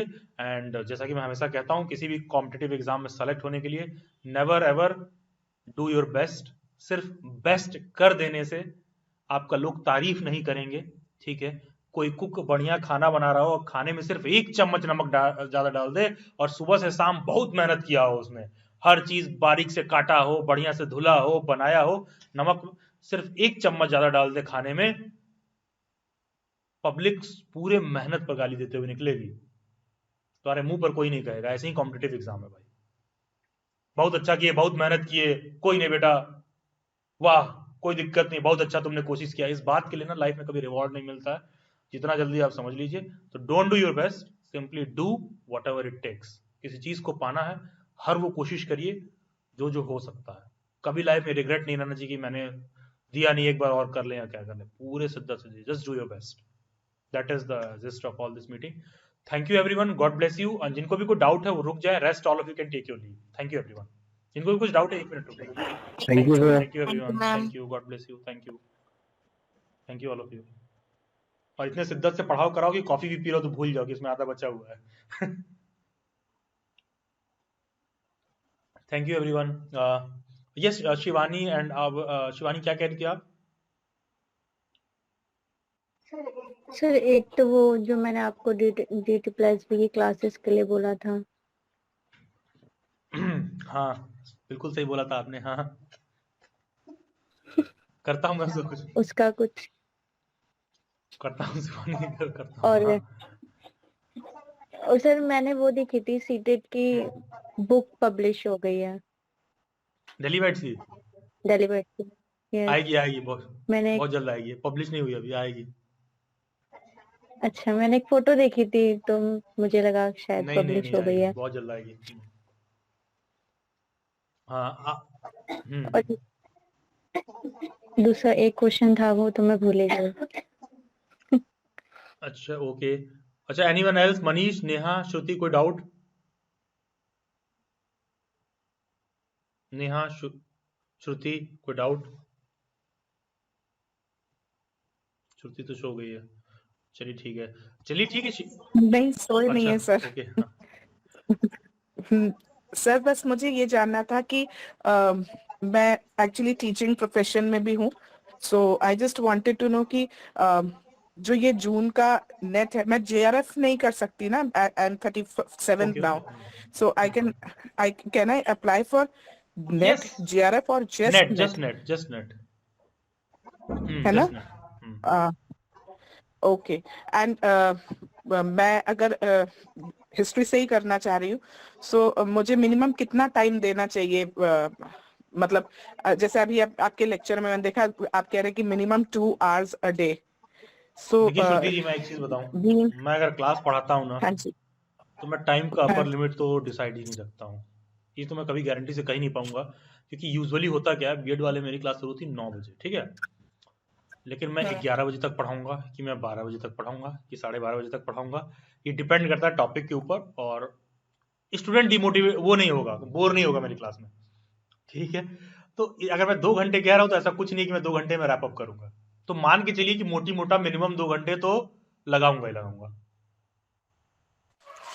Okay, sir. So I would really look forward for the membership for NET because मैं already MA history आप ही के दम पे पास हुई हूँ. So the questions which you told, because I'm mother of 2 kids, my kids are very young now. मैं अभी भी दूध शीशी बना रही हूँ because वो रो रहा है तो मैं पढ़ाई नहीं कर पा रही हूँ.